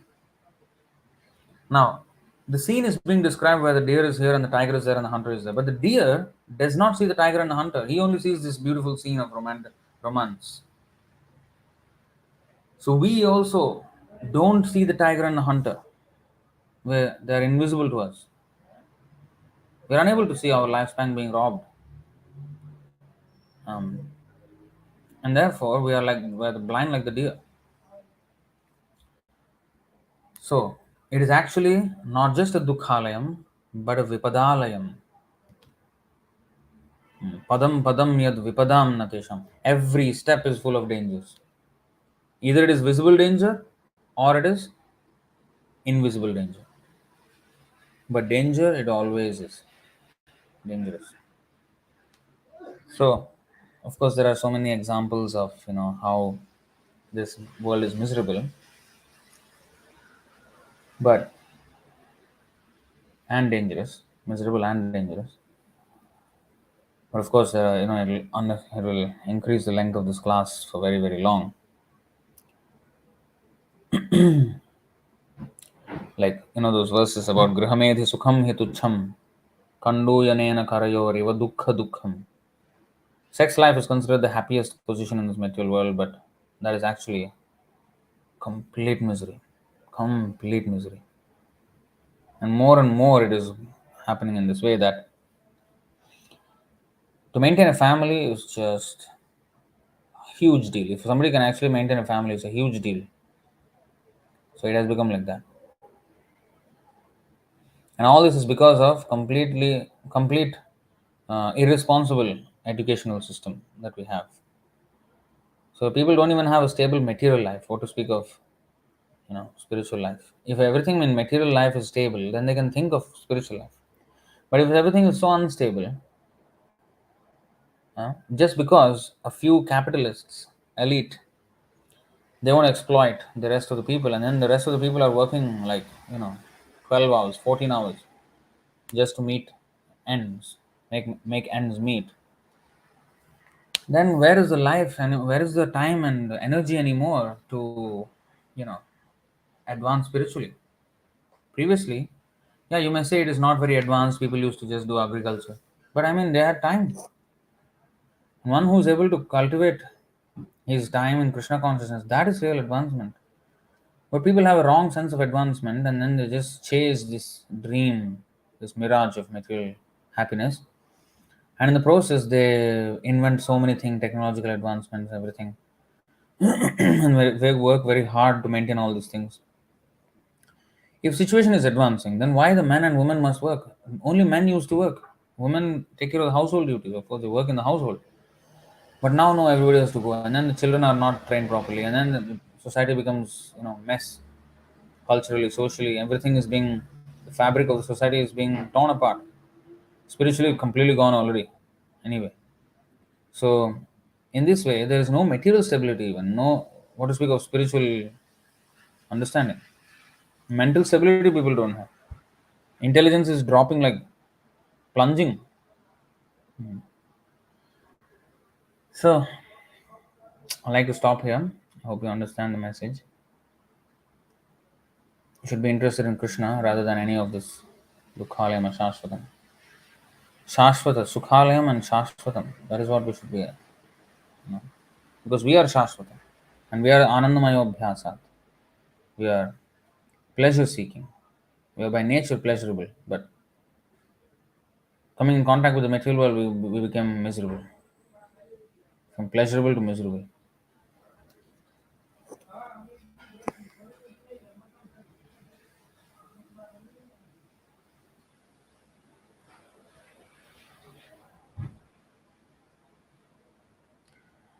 Alright, so I think I'll stop it right there.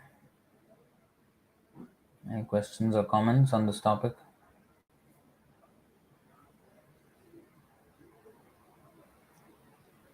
I'm just running through the comment section and seeing if there are any.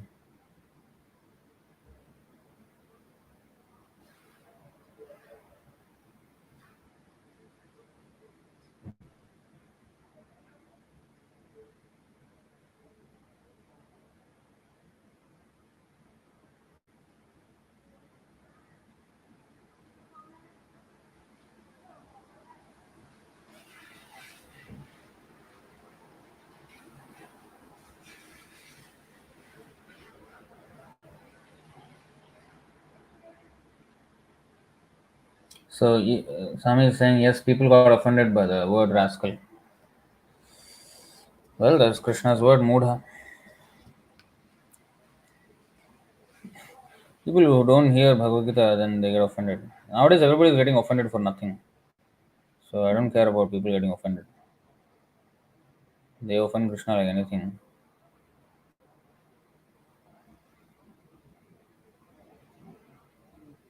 That's why nowadays older people says that their lives were much more better and relaxed few decades ago. Yeah, definitely so. It's only becoming worse. We met one old Rajvasi, he was saying like this nowadays it's hellish. Yeah. It's becoming worse and worse. How much time should we take out in a day for devotion? Being a medical student, most of the time goes in studying.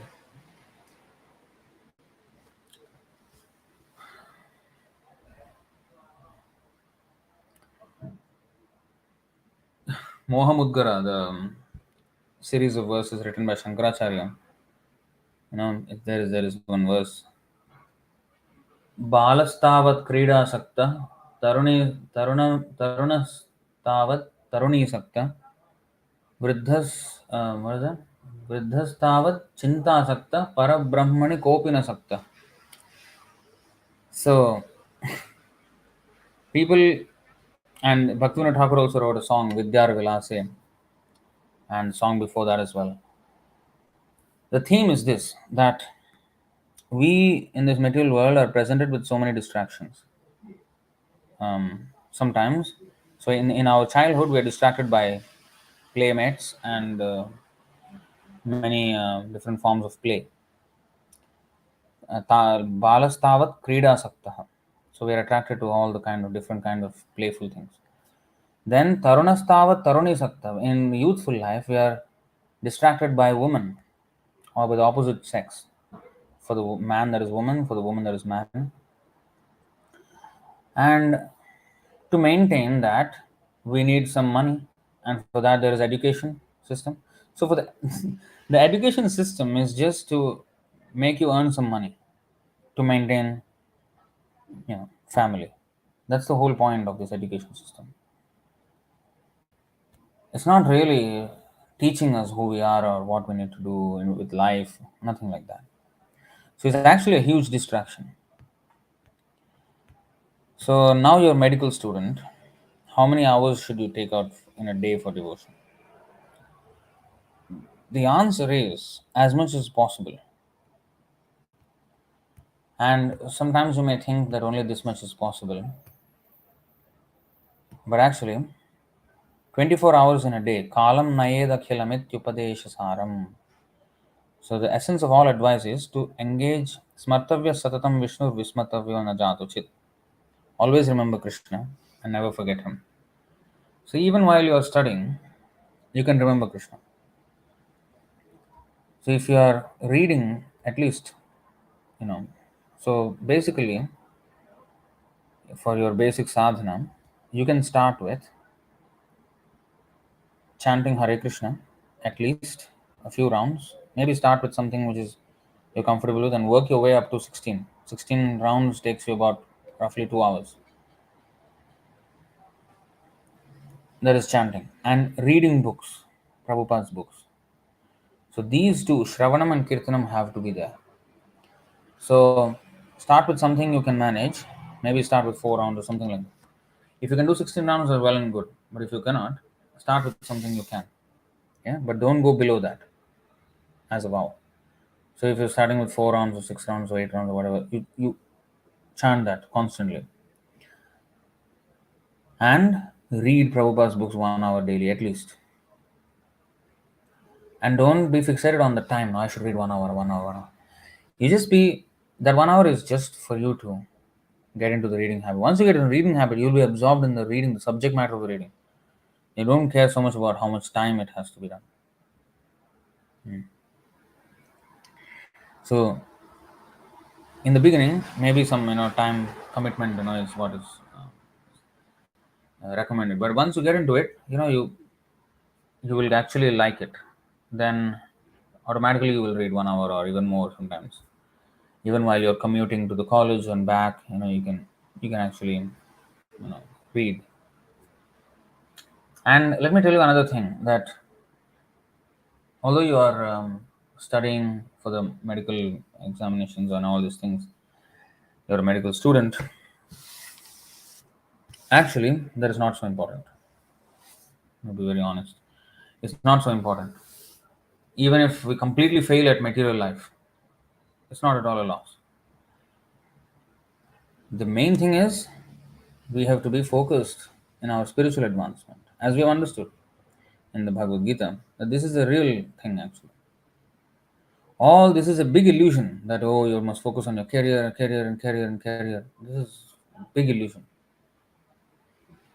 The real thing is we have to be focused on our spiritual life, because I may not be even living 2 more years. Who knows?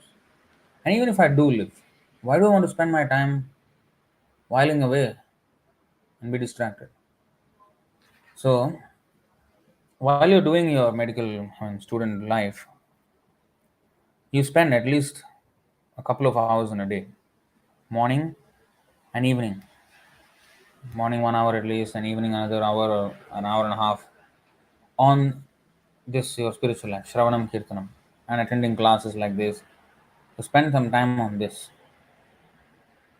If you can do Mangalarati, of course, there are more rules. Mangalarati in the morning and taking Krishna Prasadam, there are many things. Once you start reading and chanting, the other things will fall in place. Krishna will arrange, he will give you intelligence, he will give you guidance. You will also want to approach the devotee, and then you will be ready for more guidance, and then okay, then the devotees will give even more guidance. So it all starts with this Shravanam and Kirtanam. So chant Hare Krishna on the beads, on the mala. If you don't have mala, then take from the temple or something like that nearby you, and then you start reading our books, this Prabhupada's books, Bhagavad-gītā and Nectar of Instruction, Nectar of Devotion, Ishopanishad, Science of Self-Realization. That is very important.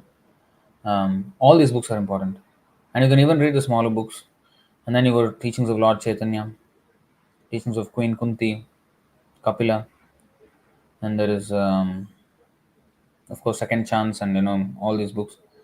Then there is Bhagavatam, Srimad Bhagavatam, and then there's Chaitanya Charitamrita. So you must read all these books, and then yes, you will see the huge difference. Huge difference. Everything in your life will change completely. So that is what I would recommend. And don't be too concerned about your material life. Whether it fails or not, it actually doesn't really matter. It doesn't really matter. We think it matters. In our youthful life, we are told that it matters a lot, because that's the path we are shown. That we have to be slave to this capitalist system, and that's the only way to become happy, and that's the only way to stay comfortable in this world. But that's not true. For instance, I never worked for a job. For a salary. We work every day. We work way more than the materialists, but we don't have a salary for the past 17 years, all my life. But we're not unhappy. Hmm? We are we are spreading the message of Krishna. We are having enough to eat, and we are in fact giving prasadam out to so many people. So it is a you know it is a false notion to think that without serving the capitalist movement we will starve. No. There are enough doctors in this world, and there are enough materialists who are doing all these things. You focus on more on the spiritual life. And devotees are also doctors. They actually are greater doctors than the medical doctors in that sense, because they actually cure the soul. So if you become a devotee, then you'll become even a better doctor. There are many who are, mad after becoming a doctor. Let them become doctor. I'm not saying it is not necessary. It is necessary, yes, but it will not be as necessary, first of all, if one has a regulated life. Now, this whole COVID situation, why did it even come? Because some idiots were experimenting with some DNA in the laboratory, some rascals. Since people don't like the word, somebody has commented also, we will say it again, rascals. Okay? Rascals who have nothing better to do in life, they experiment with some viruses, and then they let the virus out, and it created some havoc.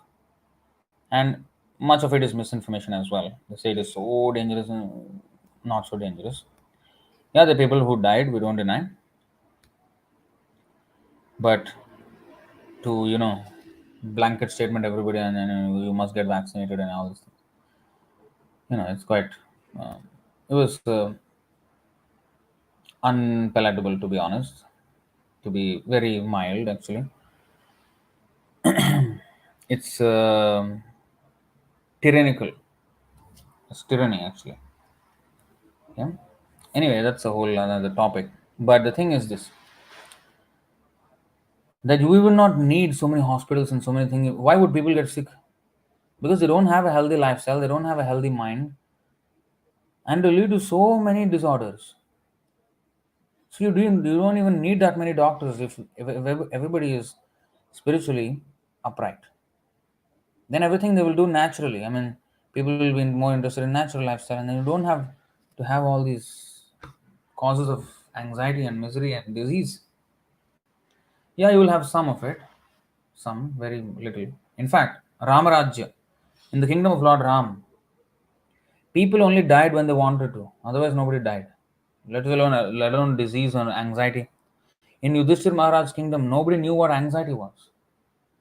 Even the animals did not know what anxiety was. That perfect of a ruler he was.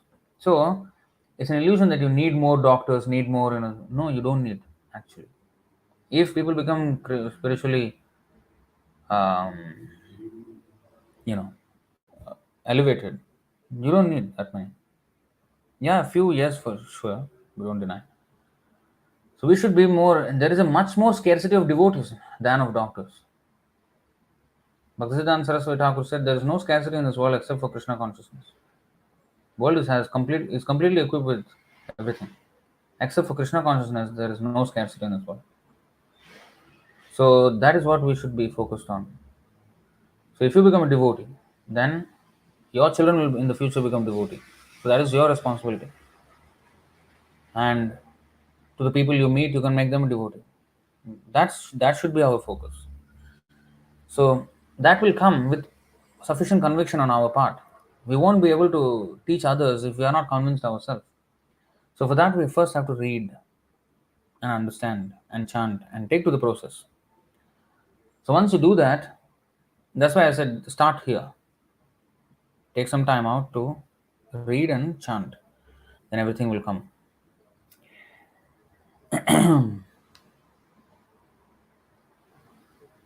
Okay, so somebody is on the comment section saying,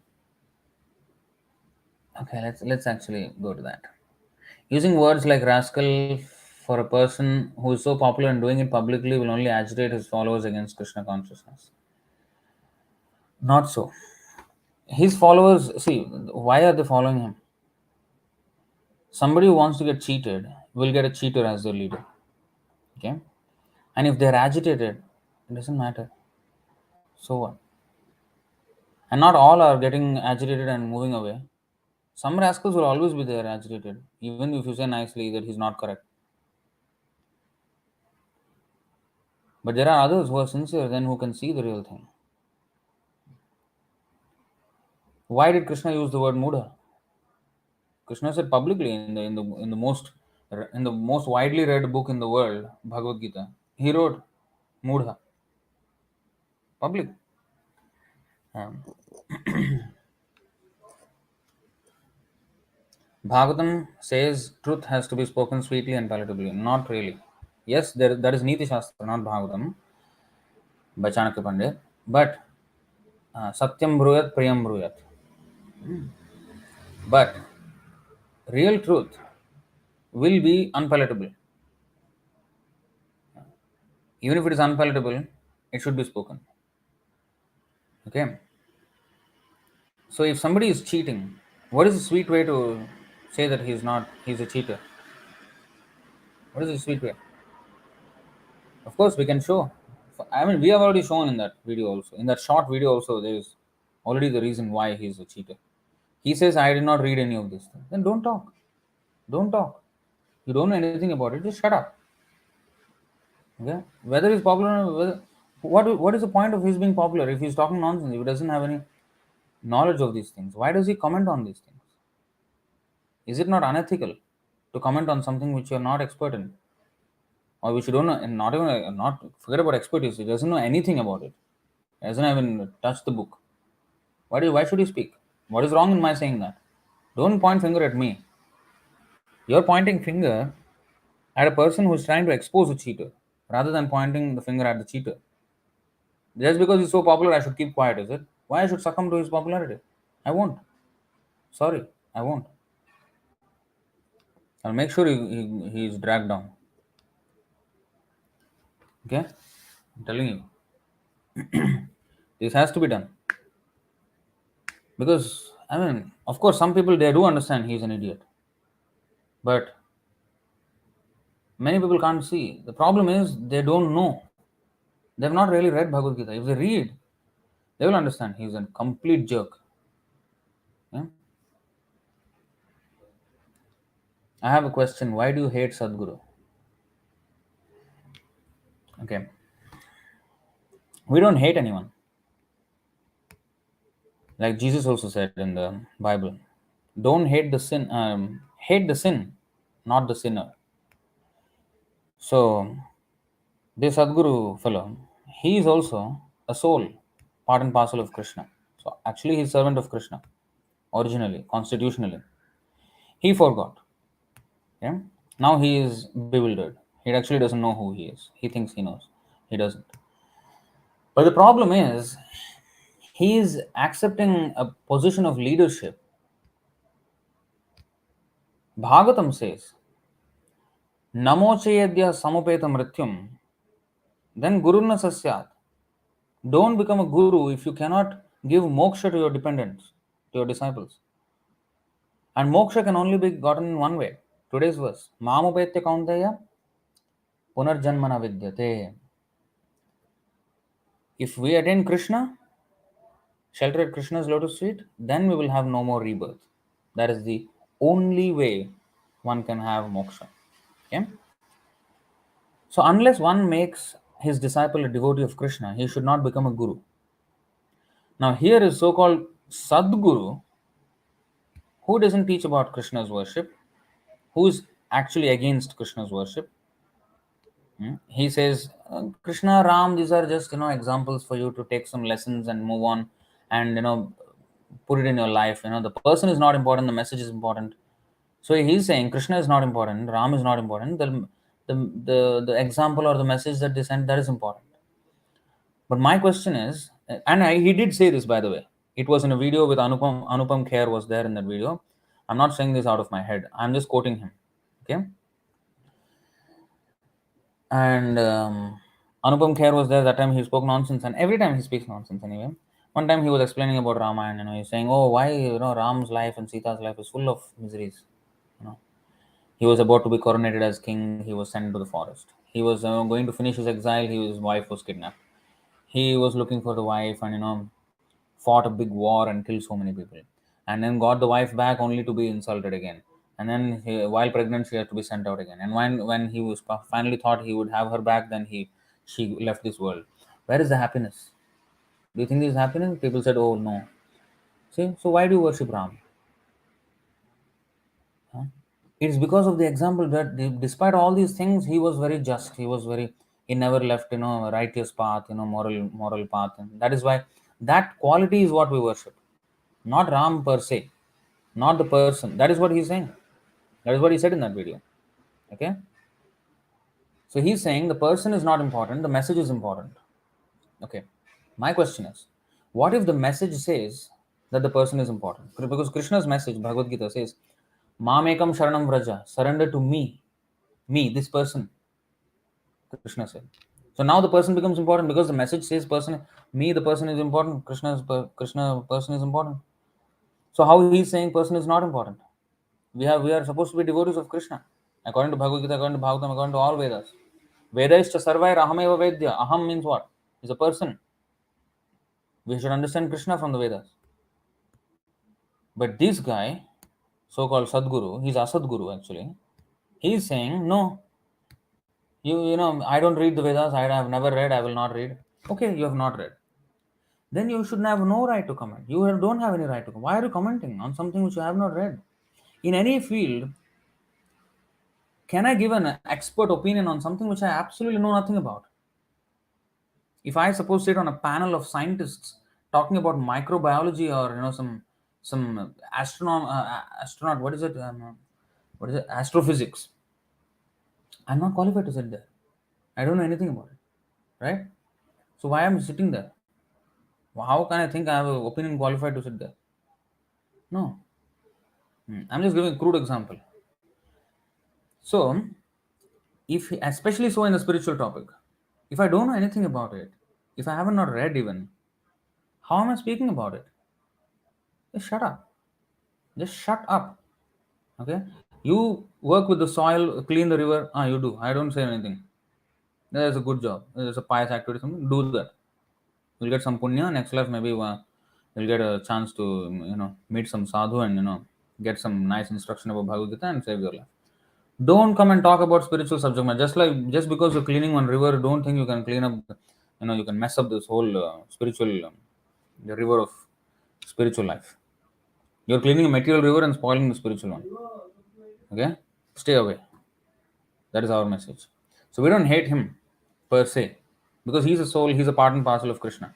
He's unfortunate that he's bewildered, but the problem is he's cheating others, bewildering others, and taking them away from Krishna's real message of Bhagavad Gita. That is what we hate, and we will expose it to our last breath. Not only his, anybody who does it, we will smash them to the ground with our arguments. We don't care what they say, what other people say.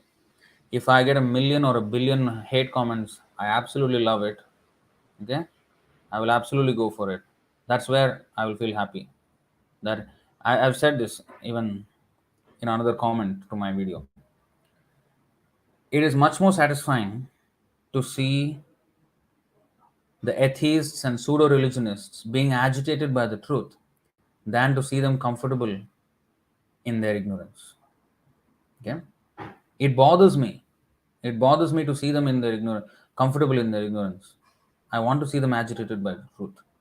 And some people who are fortunate enough will actually take to it and give up their so-called pseudo religion or atheistic propensity. If they're not fortunate, doesn't matter. At least they heard it. That itself is fortunate. Shrinmatam swakatha Krishna punya shravana kirtana. If they heard it, it is punya. They get purified. Maybe this life, maybe next life, after 50 lifetimes, they will become a devotee. Maybe in my previous life, somewhere else, I was also an idiot like that. And somebody may have said something, I must have gotten angry or something like that. But I heard it somewhere. Some purification happened. And now we get the shelter of pure devotee Prabhupada and the association of devotees. We're blessed with all these opportunities. So we want to extend the opportunity to others. So whether they accept it or not, let them hear it. If they're getting agitated, good. At least they heard it. That means they heard it. If they're not getting agitated, that means the message did not reach them. If I'm giving a class like this, just a Bhagavatam class or a Bhagavad-gītā class, nobody comes. Now you see, I'm talking about Sadhguru, the viewership increased to 35. It was 20 until now. I just introduced some controversy in the video. Now it has risen to 35. That is the algorithm of Kali Yuga. Kali means quarrel.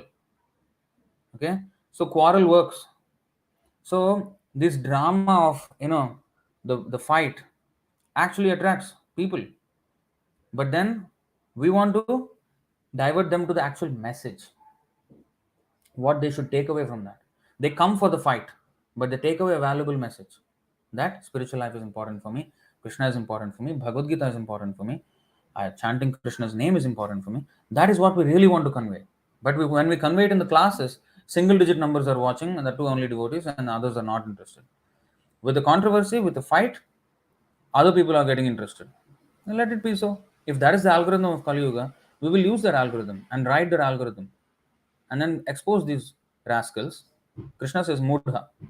Mudhoyam na bhijanati. What is that? Manushanam. Avajanant ma mudha manushim tanumashritam. Parambhavam ajananto mama bhutam. What is that? avyayam. So he is supreme. Avajananta ma mudha. And those who do not know me are mudha, fools, rascals. I'll tell it again, rascals. And they are even greater rascal if he is accepting the position of leader and misleading others. If I am misled and if I am alone and misled, I'm not that big of a rascal. I'm still a rascal, but not that big. But if I mislead others, that is how big of a rascal. People do not know what is right and what is wrong. They invite him on podcasts everywhere. Not only him, I mean, many people. I'm just taking him as a representative of all the rascals. But all rascals like that, they come on bunch of podcasts and talk some nonsense and go out. Who are they? What do they know? They know nothing, but they speak and mislead people. So we cannot. You have to understand this thing.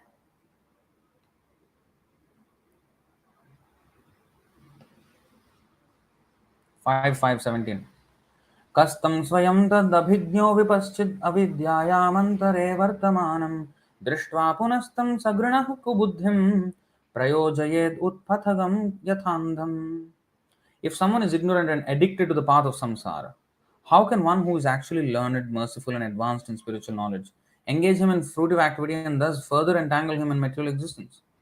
If a blind man is walking down the wrong path, how can a gentleman allow him to continue on his way to danger? How can he approve this method? No wise or kind man can allow this. They're going blindly. They're not going to get any moksha with that. They're going to suffer life after life. How can I see them suffering and be quiet? You don't understand. People think, oh, I do this for some views, so that I get some views and followers. Do you think I'll get followers by attacking someone so popular? I will get more hate comments than positive comments. Then why do I do this? I want just people to learn. Even if one person has learned something and changed, I would consider my video success. I consider my effort success. Even one person. And we have already received so many messages that so many people are saying, thank you for, pointing us to Bhagavad-gītā. Thank you for, I really feel gratitude. So many. Hundreds. Thousands. So that is proof itself. There are some sincere souls out there. And they are thirsty for real spiritual knowledge. But these rascals are coming and putting some facade and misleading them. So we will expose them. We will. There's nobody attacking them substantially. And they're just riding freely, scot-free, as if the whole world is their own. Please, get a reality check, man.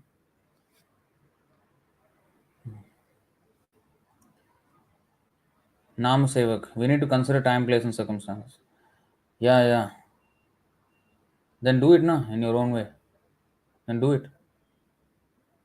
Those who are doing, you want to comment. Some followers will understand and take to the truth. It's better to call out than just stand doing nothing, specifically if that person comments wrongly on Krishna and Shastra.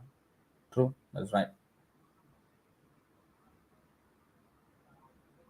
As soon as I say you're wrong, nonsense rascal, you do not know anything, satyam bruyat priyam bruyat ma bruyat satyam apriyam, you tell the truth, but it must be very palatable. Yes, we do that. We do that also. But when it is Prabhupada also is the one, same Prabhupada said that this person is rascal, that nonsense, this is impersonalism is nonsense. He did that. And we need that, especially in this Kali Yuga. Bhaktisiddhanta Saraswati Thakur also said, opposition, preaching in opposition is very valuable. Because in Kali Yuga, people value that more than positive preaching. So you have to be. We will preach. Even when we attack these people, we will show why they are wrong. We will show. We will say rascal, but we will prove why they are rascal.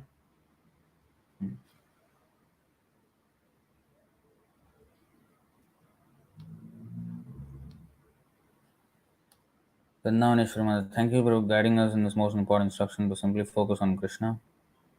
These sessions are very helpful for us to understand Prabhupada's instructions even better. Hare Krishna.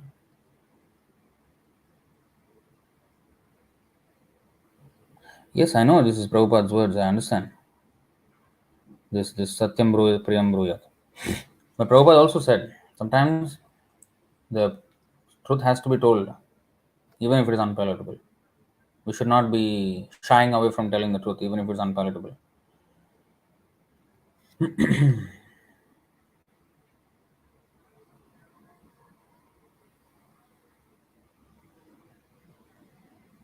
Okay, you're saying yes, but there is a way to do it. Okay, then do it now. Nobody's stopping you, no? And do it. Nobody does anything, and when somebody does something, comment. Do something then. Huh? Vrindavaneshwari Mataji, can you enlighten on the topic that according to Shastra, should a girl be given a chance to learn this modern education, sending them to schools? Well, not only girls, boys also should not be given any chance. The real education, see, this whole education is a slaughterhouse education. You should understand that. Of course, just now when that lady asked about, medical student, so I just gave her some. But since you asked this question now, let me show you. I think it's 1:22.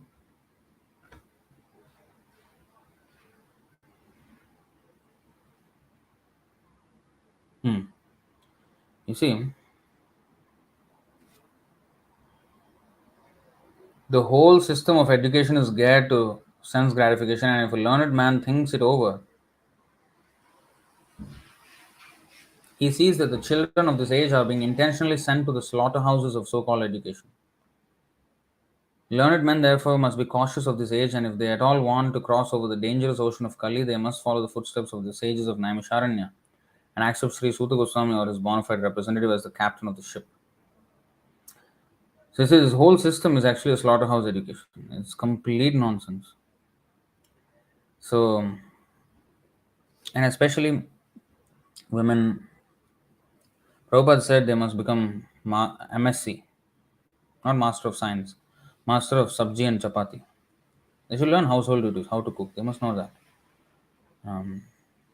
This career and all these things, this is actually not for women, and even for man.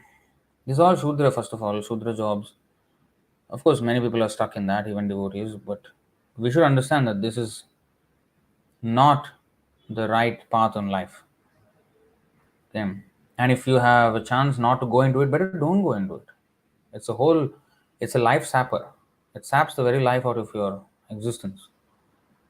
So better not go there. And not only that, you'll get contaminated with so much atheistic views by associating with people. Karanam gunasangosya sadasad yoni janmas. By associating with worldly people, all kinds of worldly people, and our opinions get formulated like that by association. So our association should be proper. So this whole education system is completely off in that sense. So the real education is to become devotee. So and women must be taught how to do household duties. Yeah? Nowadays, women think that to be a housewife is a you know very awful thing to do, unprestigious thing to do. If there's some CEO of a company that is the most prestigious, there's complete crap. Yeah? It's a very very important, crucial job to be a housewife, and not just a housewife, a devotee and a housewife. So then one's children can be properly trained, because the mother's job is to train the next generation of population. So all mothers together collectively, I mean, the whole institution of motherhood is to train the next population, next generation of the population. And if the next generation is going to be rascals coming out, what is the point? The whole world will become more and more hellish. So people must be religious, Krishna conscious, and then everybody should do their duty. Stree dharma is Stree dharma. She doesn't have to compete with male dharma and work in workplaces and then only be powerful. No, this is a complete false idea that we have subscribed to. This feminism, this so-called equality. Equality on a material plane. Equality on the spiritual plane, yes, we're all equal. But materially, no. We all have our places in society and we have to act according to that. So that whole society is organized and progressive towards spiritual life.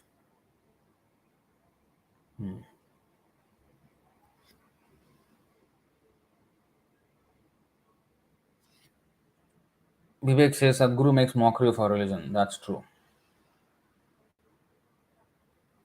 Give reference.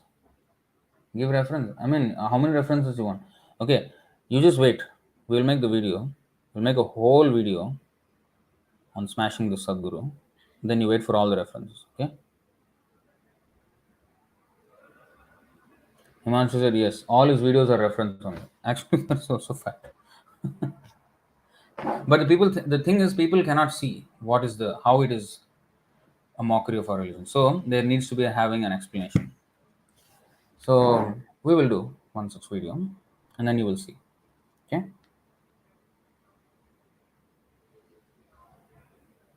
No need to waste time with these nonsense questions. I'll keep on asking. Yeah. Okay. But we will address since it came.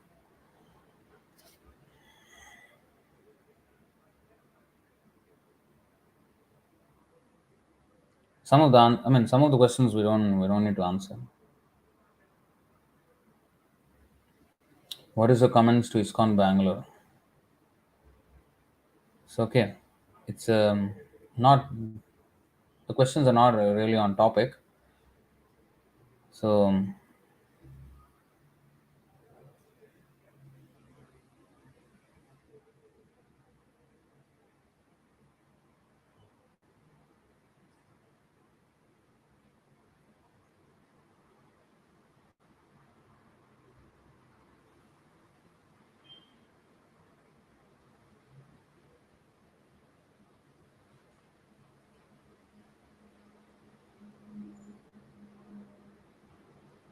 there are some unrelated questions. So we appreciate questions in relation to the topic.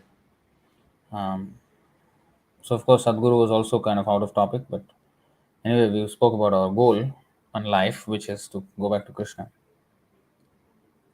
Anyway, because of people like Anupam Kher, people follow him and hear all his nonsense and will never take to reading of scriptures. Everything eventually say all rubbish about the Lord. That is true. Very elaborate illustration, especially on the very name of Vaishnava striking terror in the hearts of pseudo religionists. That should be the way.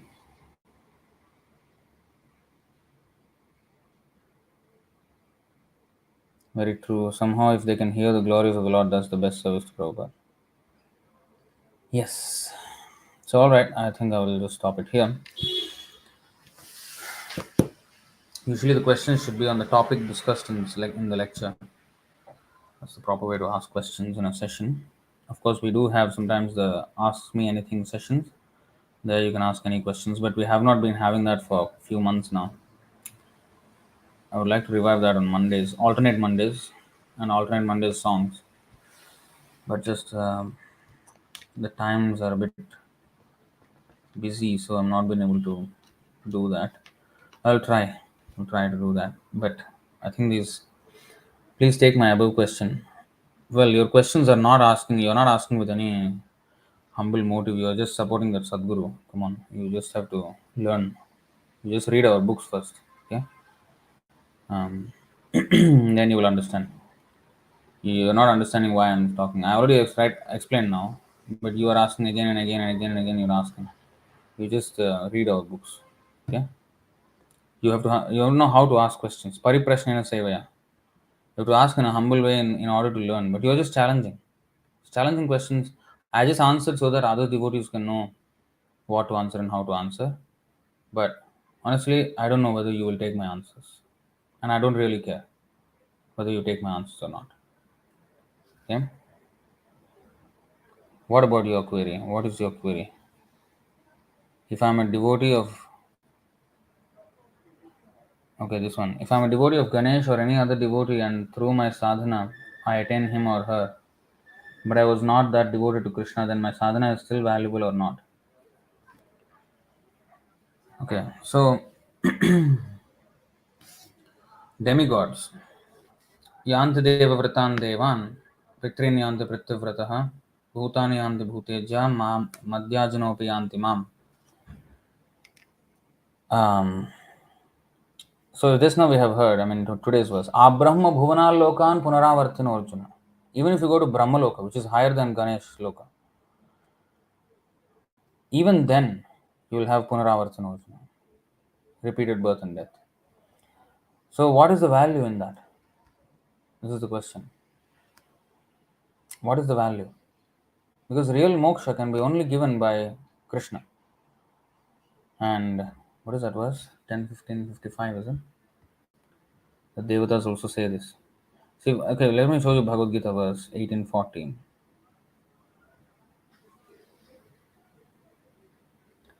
न तदस्ति पृथिव्यां वा दिवि देवेषु वा पुनः सत्त्वं प्रकृतिजैर्मुक्तं यदेभिः स्यात् त्रिभिर्गुणैः. There is no being existing either here or among the demigods in the higher planetary systems which is freed from these three modes born of material nature.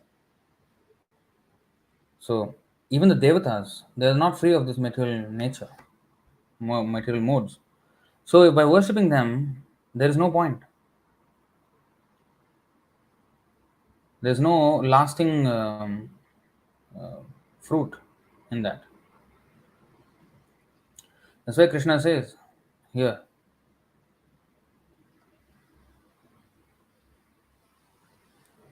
720.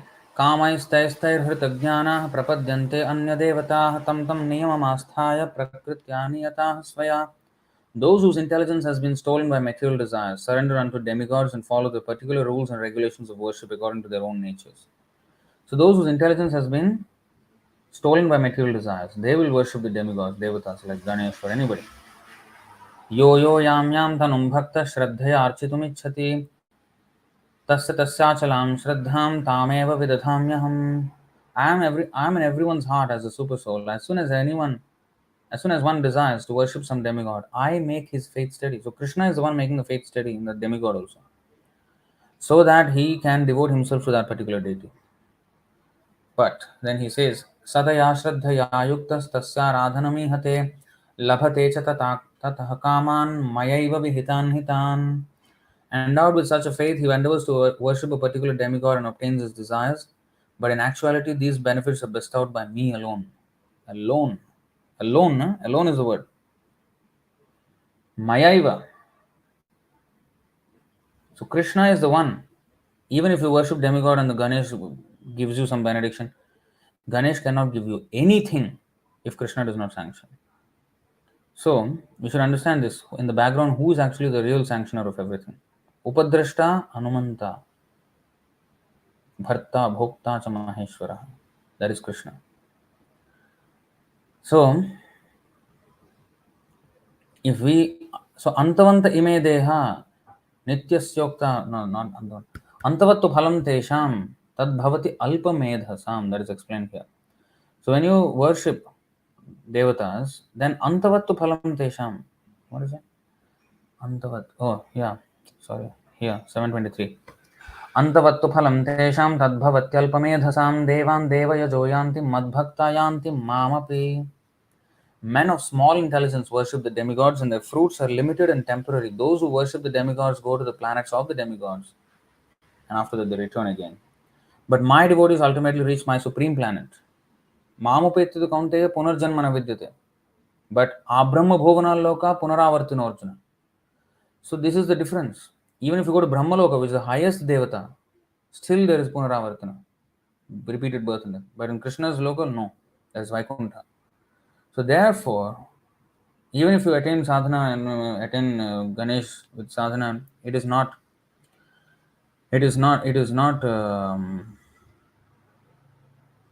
commendable, or it is useless. In other words, it's useless. Men of small intelligence, they don't have much intelligence, they go and do these things. But I'll show you another one, which is here. CC Madhya. Actually, I'll type it out. 24.330. Okay. Here, I think.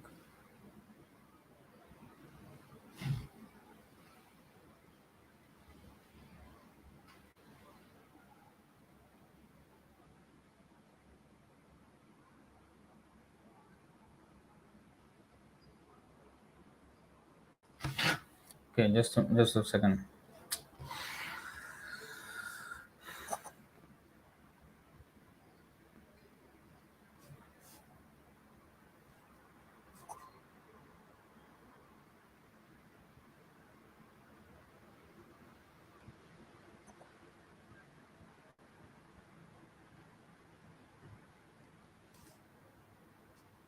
Hmm. Yeah, this is the verse, but it is somewhere below.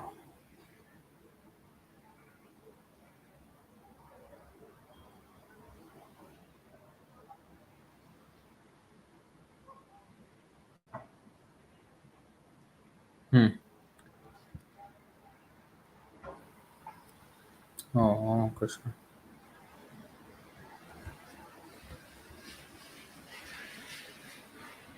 See here, it's very nicely said. Hmm. One who engages in full devotional service. Okay, in material consciousness, however, even one who is situated in the mode of goodness is susceptible to pollution by the modes of passion and ignorance. When the mode of goodness is mixed with the mode of passion, one worships the sun god, Vivaswan. When the mode of goodness is mixed with the mode of ignorance, one worships Ganapati or Ganesh. When the mode of passion is mixed with the mode of ignorance, one worships Durga or Kali, the external potency. When one is simply in the mode of ignorance, one becomes a devotee of Lord Shiva because Lord Shiva is the predominating deity of the mode of ignorance within this material world. However, when one is completely free from the influence of all the modes of material nature, one becomes a pure Vaishnava on the devotional platform. See that? So these are some of the things you need to understand. Of course, there are many other things, but I think this should give you an idea. I hope that answers the question.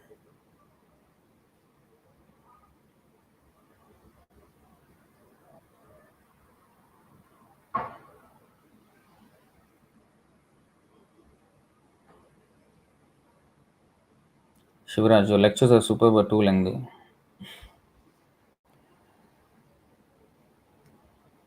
You can watch it in parts if you want.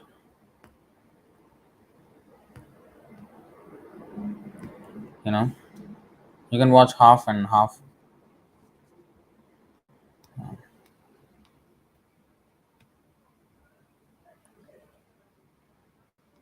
Vrindavaneshwari Mataji. Yes, true Prabhuji. When women engage in the so-called professions and education, that itself is the cause of their being adulterated, causing many issues in the family. Thank you for your guidance.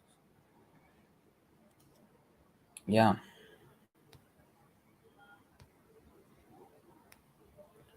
The other day, when somebody shared a video, it was a materialist, I mean, Karmi fellow, but I was explaining the difference between women earning higher paying jobs and man having higher paying jobs. There's a difference because when a woman wants to marry, she wants to marry a man who is either earning the same as her or more than her. And so, if a woman earns a high paying job,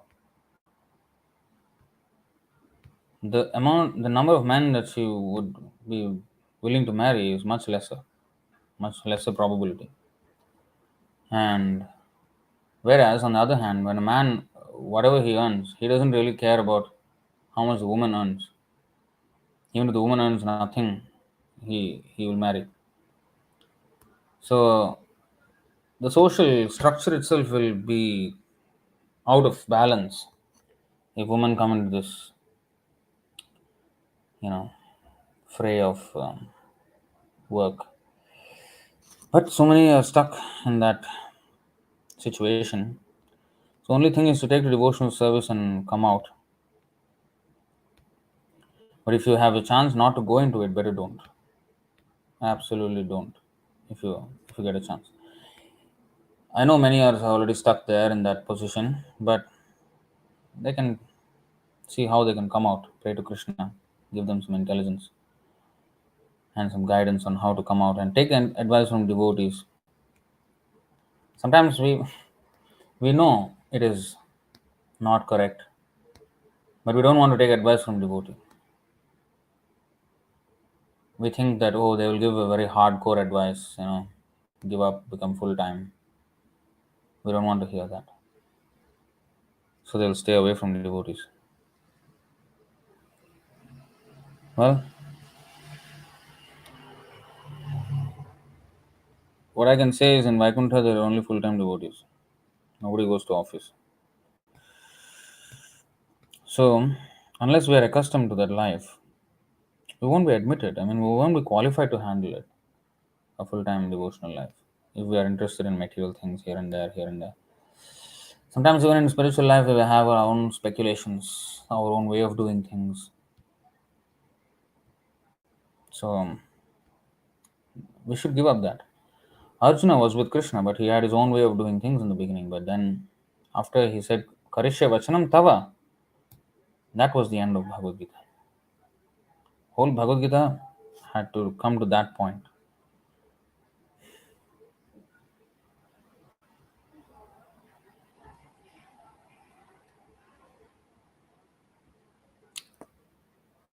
Okay, so can I get notes in words format so it could be easier for me? Well, somebody has to sit and transcribe. I think YouTube offers some amount of transcription. If you on the CC, actually, if you have you can actually copy the entire. You know that in YouTube there is a thing. What beside the description, the eye, the eye icon. If you press, and then you can actually copy the entire transcript. But when I say Sanskrit words or something, it may not catch so well. So that can be a problem. Spartan is saying, wow, now I have so many tangents to that question. Well, Prabhuji, what is it? Prabhuji, आप ISKCON से है ना? Well, ours is ISKM, International Sri Krishna Mandir. At heart, we are ISKCON, the real ISKCON of Prabhupada. Unfortunately, the present ISKCON is not following the instructions of Prabhupada, because of which we are working separately. They ostracized us anyway. So, we want to put Srila Prabhupada's instructions at the forefront. ISKCON, unfortunately, have deviated from that.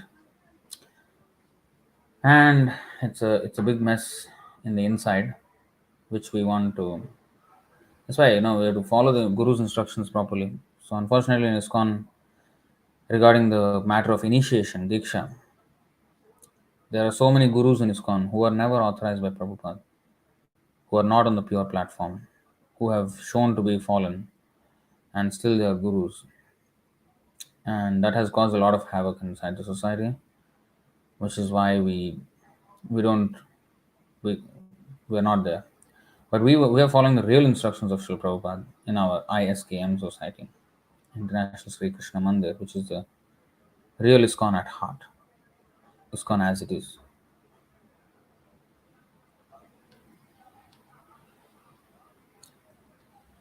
If you have so many tangents to this question, so I would suggest you read Bhagavad-gītā, you read Bhagavatam, you will get all the answers. You will get all the answers. Okay. Shreyas, yes, Prabhuji, materialistic people say that there is inequality in your dharma, women being subordinate to men, but I see there is inequality in material world. There is inequality. Women are not equal to men. There is a verse, Shreyan swadharmo viguna paradharmat swanushthitat swadharmo nidhanam shreya paradharmo bhayavaha. 335. It is far better to discharge one's prescribed duties, even though faultily, than another's duties perfectly. Destruction in the course of performing one's own duty is better than engaging in another's duties, for to follow another's path is dangerous. So women must do their own dharma, men do their own dharma. Everything will be okay. Now there is so much adultery, so much facility for adultery, because men and women are freely mixing in the workplace. The wife is going to one office, husband is going to another office, and how your mind can be straight? Okay, even if one has not gotten into an affair with somebody, but still the mind is so agitated just by looking at a woman. Are Chaitanya Mahaprabhu is saying a wooden form of a woman, a name of a woman creates disturbance in my mind. Chaitanya Mahaprabhu is saying. Of course, he is God, he doesn't become disturbed, but he is showing us that even by hearing the name of a woman, we become agitated subtly. And nowadays, the women, they dress all kinds of ways. They think it is all right. They come to a professional office with skimpy dress, like very short, tight, like, and then skimpy dress. The man dresses in his suit and boot, top to toe. Woman comes in, like So I mean, let's be honest. Which man will be able to keep his heart straight in the presence of women? It's not possible. Even if he has a wife, even if he has everything, even if he is not having a visible affair with someone or even talking to someone, but in the mind there is disturbance. You can say, "Oh, there is a filthy mind." Come on, who is not filthy? As if the girl is the most pure-hearted soul in the whole universe. Please don't tell me that. So everybody is filthy in this world. So we should not just facilitate that filth. If you are so pure, we should be in Vaikuntha. So if you are not in Vaikuntha, it shows that we are filthy. Okay. So it is a useless argument to bring forward that he has a filthy mind. Why should he be disturbed? Why you should disturb him? First of all, so they don't take any accountability at all. Zero accountability. Yeah? So anyway, there is this may be a little bit hardcore, but I mean let's be honest. That's what helped. That is what needs to be told. If nobody tells, then who will know what is the actual standard? People may not like it. We don't care. You know.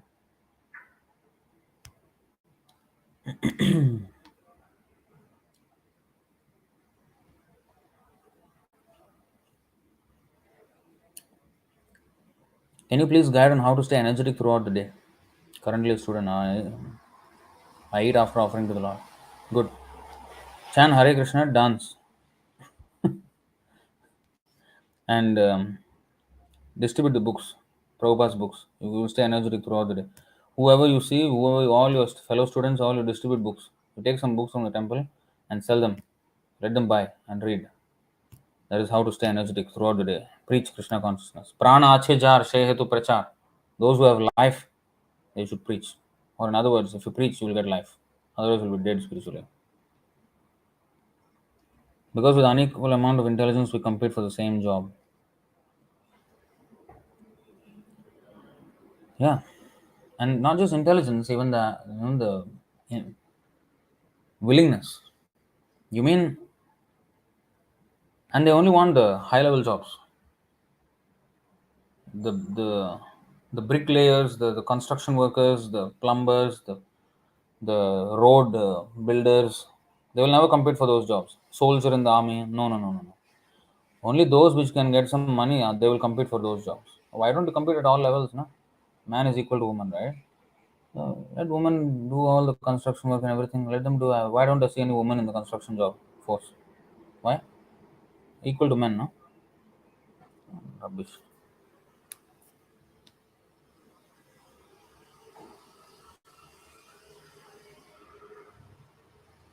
Why only Krishna can give moksha? Just now I showed you the verse 1840. All the devatas, they are not themselves liberated. यस्त्विन्द्रगोपमथवेन्द्र महोस्वकर्म बन्धानुरूप फलभाजनमातनोति. In that verse it is said, everyone but from Indra down to Indragop, all devatas to the lowest insects, everybody is experiencing their karma.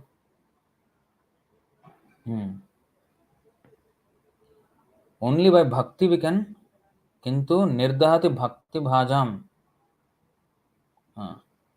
Karmani nirdahati kintu cha bhakti bhajam govindamadi purusham tamaham bhajami. So only Krishna can give moksha. He is the owner of moksha. Even Shiva says, Lord Shiva says, Mukti pradata sarvesham Vishnu revana samshaya. If you want moksha, you go to Vishnu. Everything else I can give you. What is the use of anything else? He is called Kaivalya Pataye Namaha. He is the master of moksha, Krishna. Angel. Prabhuji, I love God, but lately I heard many bad stories about him, like stealing clothes from the gopis from Arya Samajis. Let me tell you, all cloth in the world belongs to Krishna. If he takes some cloth away from somebody, is it stealing? In fact, the person who is wearing, like you are wearing clothes, you are stealing from Krishna. Is it not? Whose cloth belongs to who? Every single cotton plant. Who? Krishna says, Sarva yonishu kaunteya aham bija pradah pita. He is the owner of everything, and if he is taking some cloth, what is the problem? And you mean to say, if I cover myself with cloth, Krishna cannot see my body, my naked body? You mean this will prohibit Krishna from seeing my naked body? He is antaryami. He is in every single molecule. He is in my heart. He knows not only my external skin, he knows my inside also. My inside the body, everything, how is working. He is the one who is maintaining. He can see everything, past, present, future, and knows limits of time and space. Opaque and transparent doesn't make a difference to him. It makes a difference to us, not for Krishna. He can see the gopis naked with their clothes on. And who are the gopis? They are actually part and parcel of Krishna. It is a relationship with Krishna. And it's a spiritual relationship. It's not like ordinary sexual relationship. And Krishna is the enjoyer of everybody. So whether if he steals somebody's clothes, the clothes are whose? That is his cloth only that the gopis are wearing. Krishna is the owner of everything. Sarvaloka Maheshwaram.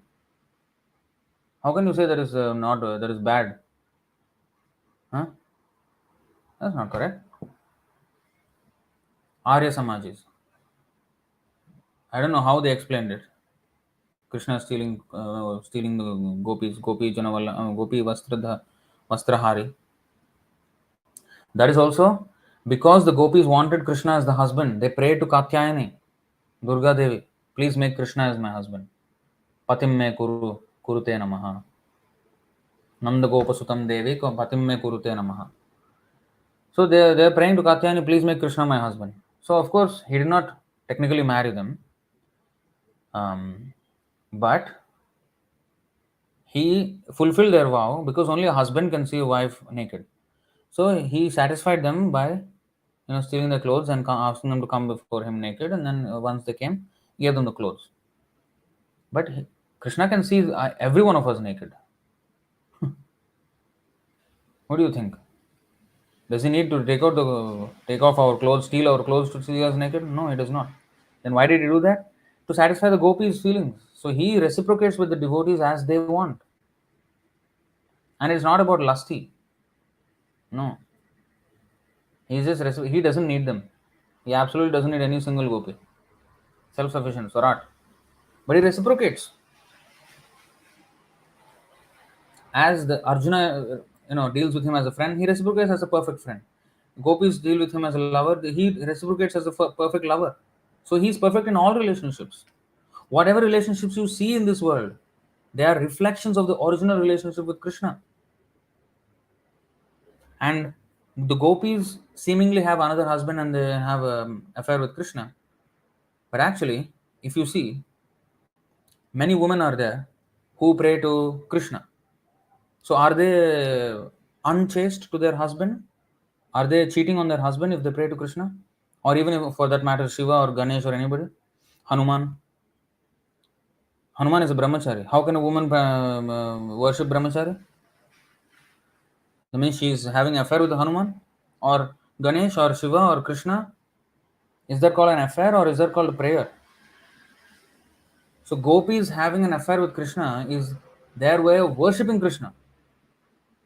And Chaitanya Mahaprabhu said, Ramya Kachad Upasana Vrajavadhu Vargena Ya Kalpita. There is no higher method of worship than that adopted by the gopis. That is the highest, even higher than Lakshmi herself. Lakshmi wanted to enter Ras Leela, did great tapasya to enter Ras Leela. She was not qualified. Why? Because her chastity cannot match the gopis' chastity. The gopis are so chaste. Radharani is the most chaste woman. Lakshmi takes lessons from Radharani how to be chaste to Krishna. Because even if Krishna leaves her and goes, she will never leave him. That is chastity. But actually, of course, Krishna never leaves her. But even visibly, externally, seemingly. So that is the mood of separation that is possible in Parakiya Bhava. This is Swakiya Madhurya Ras, Parakiya Madhurya Ras. This mood as a paramour gives the facility of separation, which is even more intense love than meeting. And so it's a rasa, Parakiya Bhava. It is nothing, there is nothing, what is you say, immoral about it. Absolutely nothing. But if we imitate those activities in the material world, yes, that is immoral. Prabhupada said that song, Jai Radha Madhav Kunja Bihari Gopijana Vallabha Girivaradhari. Yes, he is Gopijana Vallabha, but he is also Girivaradhari. Before we imitate his Gopijana Vallabha pastimes of Ras Leela, we should imitate his lifting of Govardhan Hill, because he first lifted Govardhan Hill, then he went and had Ras Leela with the gopis. So if anybody want to have Ras Leela, first they let them lift Govardhan Hill. If they can lift Govardhan Hill, they can have Ras Leela. Rascal cannot even lift a stone, a rock. He wants to dance with girls. And that is what we are against. But Krishna, when he does it, is nothing immoral. Because there is a worship, he is accepting the worship. Ram Dut Hanuman, Hanuman served him as a servant. So Ram was a perfect master. Arjuna served him as a friend. Krishna was a perfect friend to him. He was then when Arjuna said, "I want to become your disciple," Krishna was a perfect spiritual master for him. When Arjuna wanted chariot to be driven, Krishna became a perfect driver for him. So gopis wanted him to be lover. Krishna will be perfect lover. Yashoda Mataji, Yashoda Ma, Mother Yashoda, she wanted him to be a perfect son. He became a perfect son.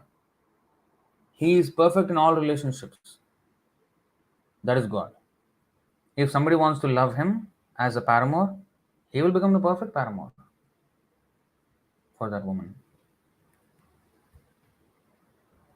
So you cannot say that it is bad. Krishna can do never anything bad.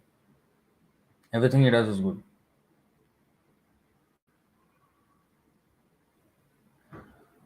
Woman is more sinful, but so Maya is very powerful, very dangerous. When the karma come back, better be protected by a less sinful one.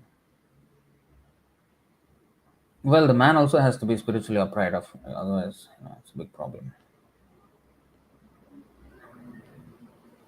Rajeshwari, not only one in one office, and other in another office. One is in one country, and another is another country. True. So this is what is going on nowadays. So many social problems because of this. So nobody can have faith in the other, the partner. The woman thinks the man is cheating, or the man thinks the woman is cheating, or they may be actually cheating, either of them or both of them.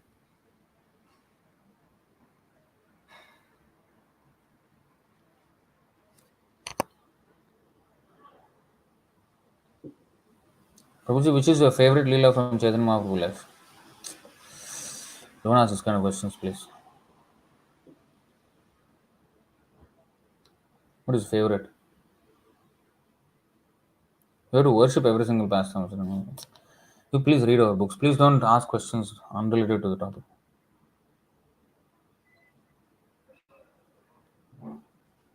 The Arya Samajas claim that they have perfect understanding of the Vedas, and their leader says that one Hindu should never worship images.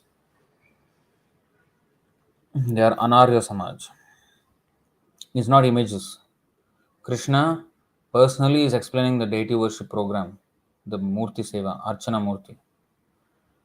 Archa Murti. Sorry.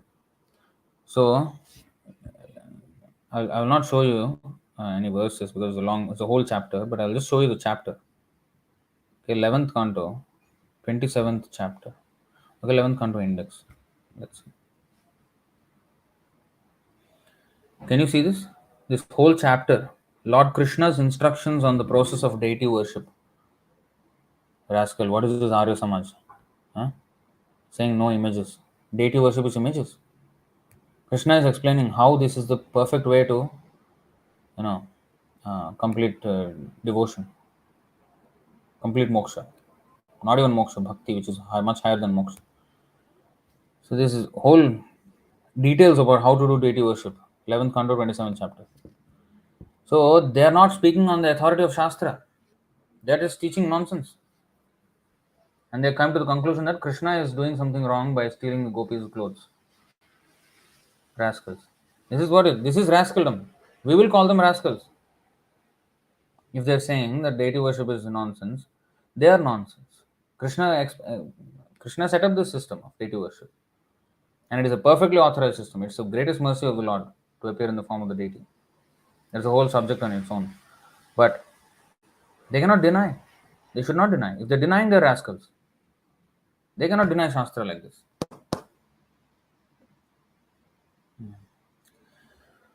Alright, so I'll stop it here. जय श्रीमद् भगवद गीता की जय, श्रील प्रभुपाद की जय, अनंत कोटि वैष्णव वृंद की जय, निताय गौर प्रेमानंद, हरि हरि बोल, हरे कृष्ण.